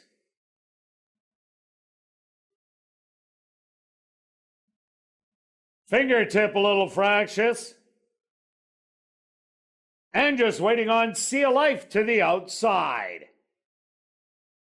They're all set. They're at the post. And they're off. Breaking a little slow was Inspiratus. From the middle, Maybella. Broke with a run, but Giddy Up Zoe now takes over the lead. Maybella back to second. Sunday Suzanne running with Artisan Dancer in third and fourth. On the outside, Sea of Life in fifth. Coming up the rail, Dazzling Gold in sixth. Another length back, running as a pair. That's Barefoot Dancer and Fingertip. And your 2 early trailers are going to be Inspiratus and Wits Memories. 23-1 the opening quarter. Giddy Up Zoe with the lead. Maybella putting on the pressure to the outside. The half 47-2. They hit the head of the lane. Rallying from third, Barefoot Dancer. But Giddy Up Zoe has the lead by a length and a half. Maybella in between. Barefoot Dancer coming with a big run on the outside. And now takes over. Barefoot Dancer gonna draw up by 2. Second best, Giddy Up Zoe. Third's gonna go to Inspiratus. Fourth to Maybella. And fifth to Dazzling Gold.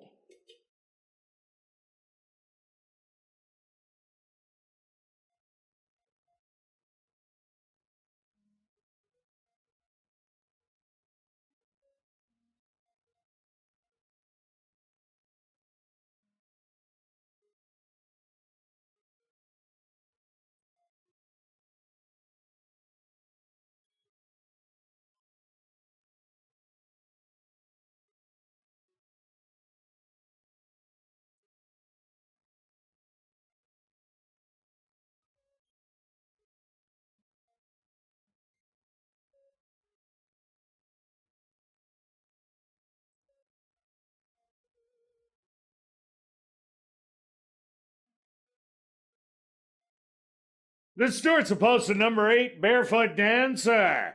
As your race winner, second goes to number 1, Giddy Up Zoe. Third to number 3, Inspiratus. And fourth to number 7, Maybella.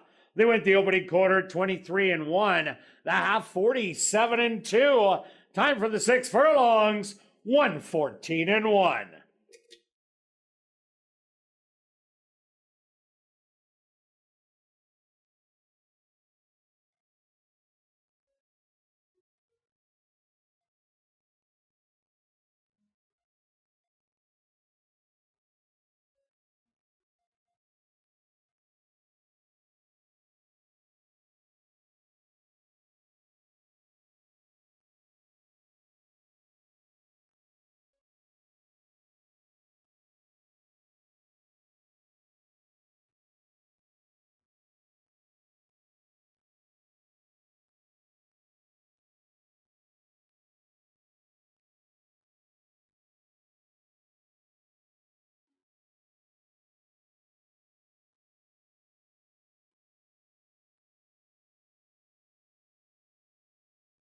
Now entering the winners enclosure, the official winner here in race number 8. That's number 8, Barefoot Dancer. Barefoot Dancer is a bay filly, 4 years old, by Oxbow, out of the mare Dobra by Smoke Glacken, owned by Andrew Stronach, trained by Jennifer Jordan, and ridden to victory by Nyrone Austin. Time for the 6 furlongs, 1:14-1. Well, now let's head up to the clubhouse to enjoy Crazy Hour on the second level. Beer, shots, and wine, $3.95, and half-price appetizers. Racing resumes next Monday, Tuesday, and Wednesday at 7:30.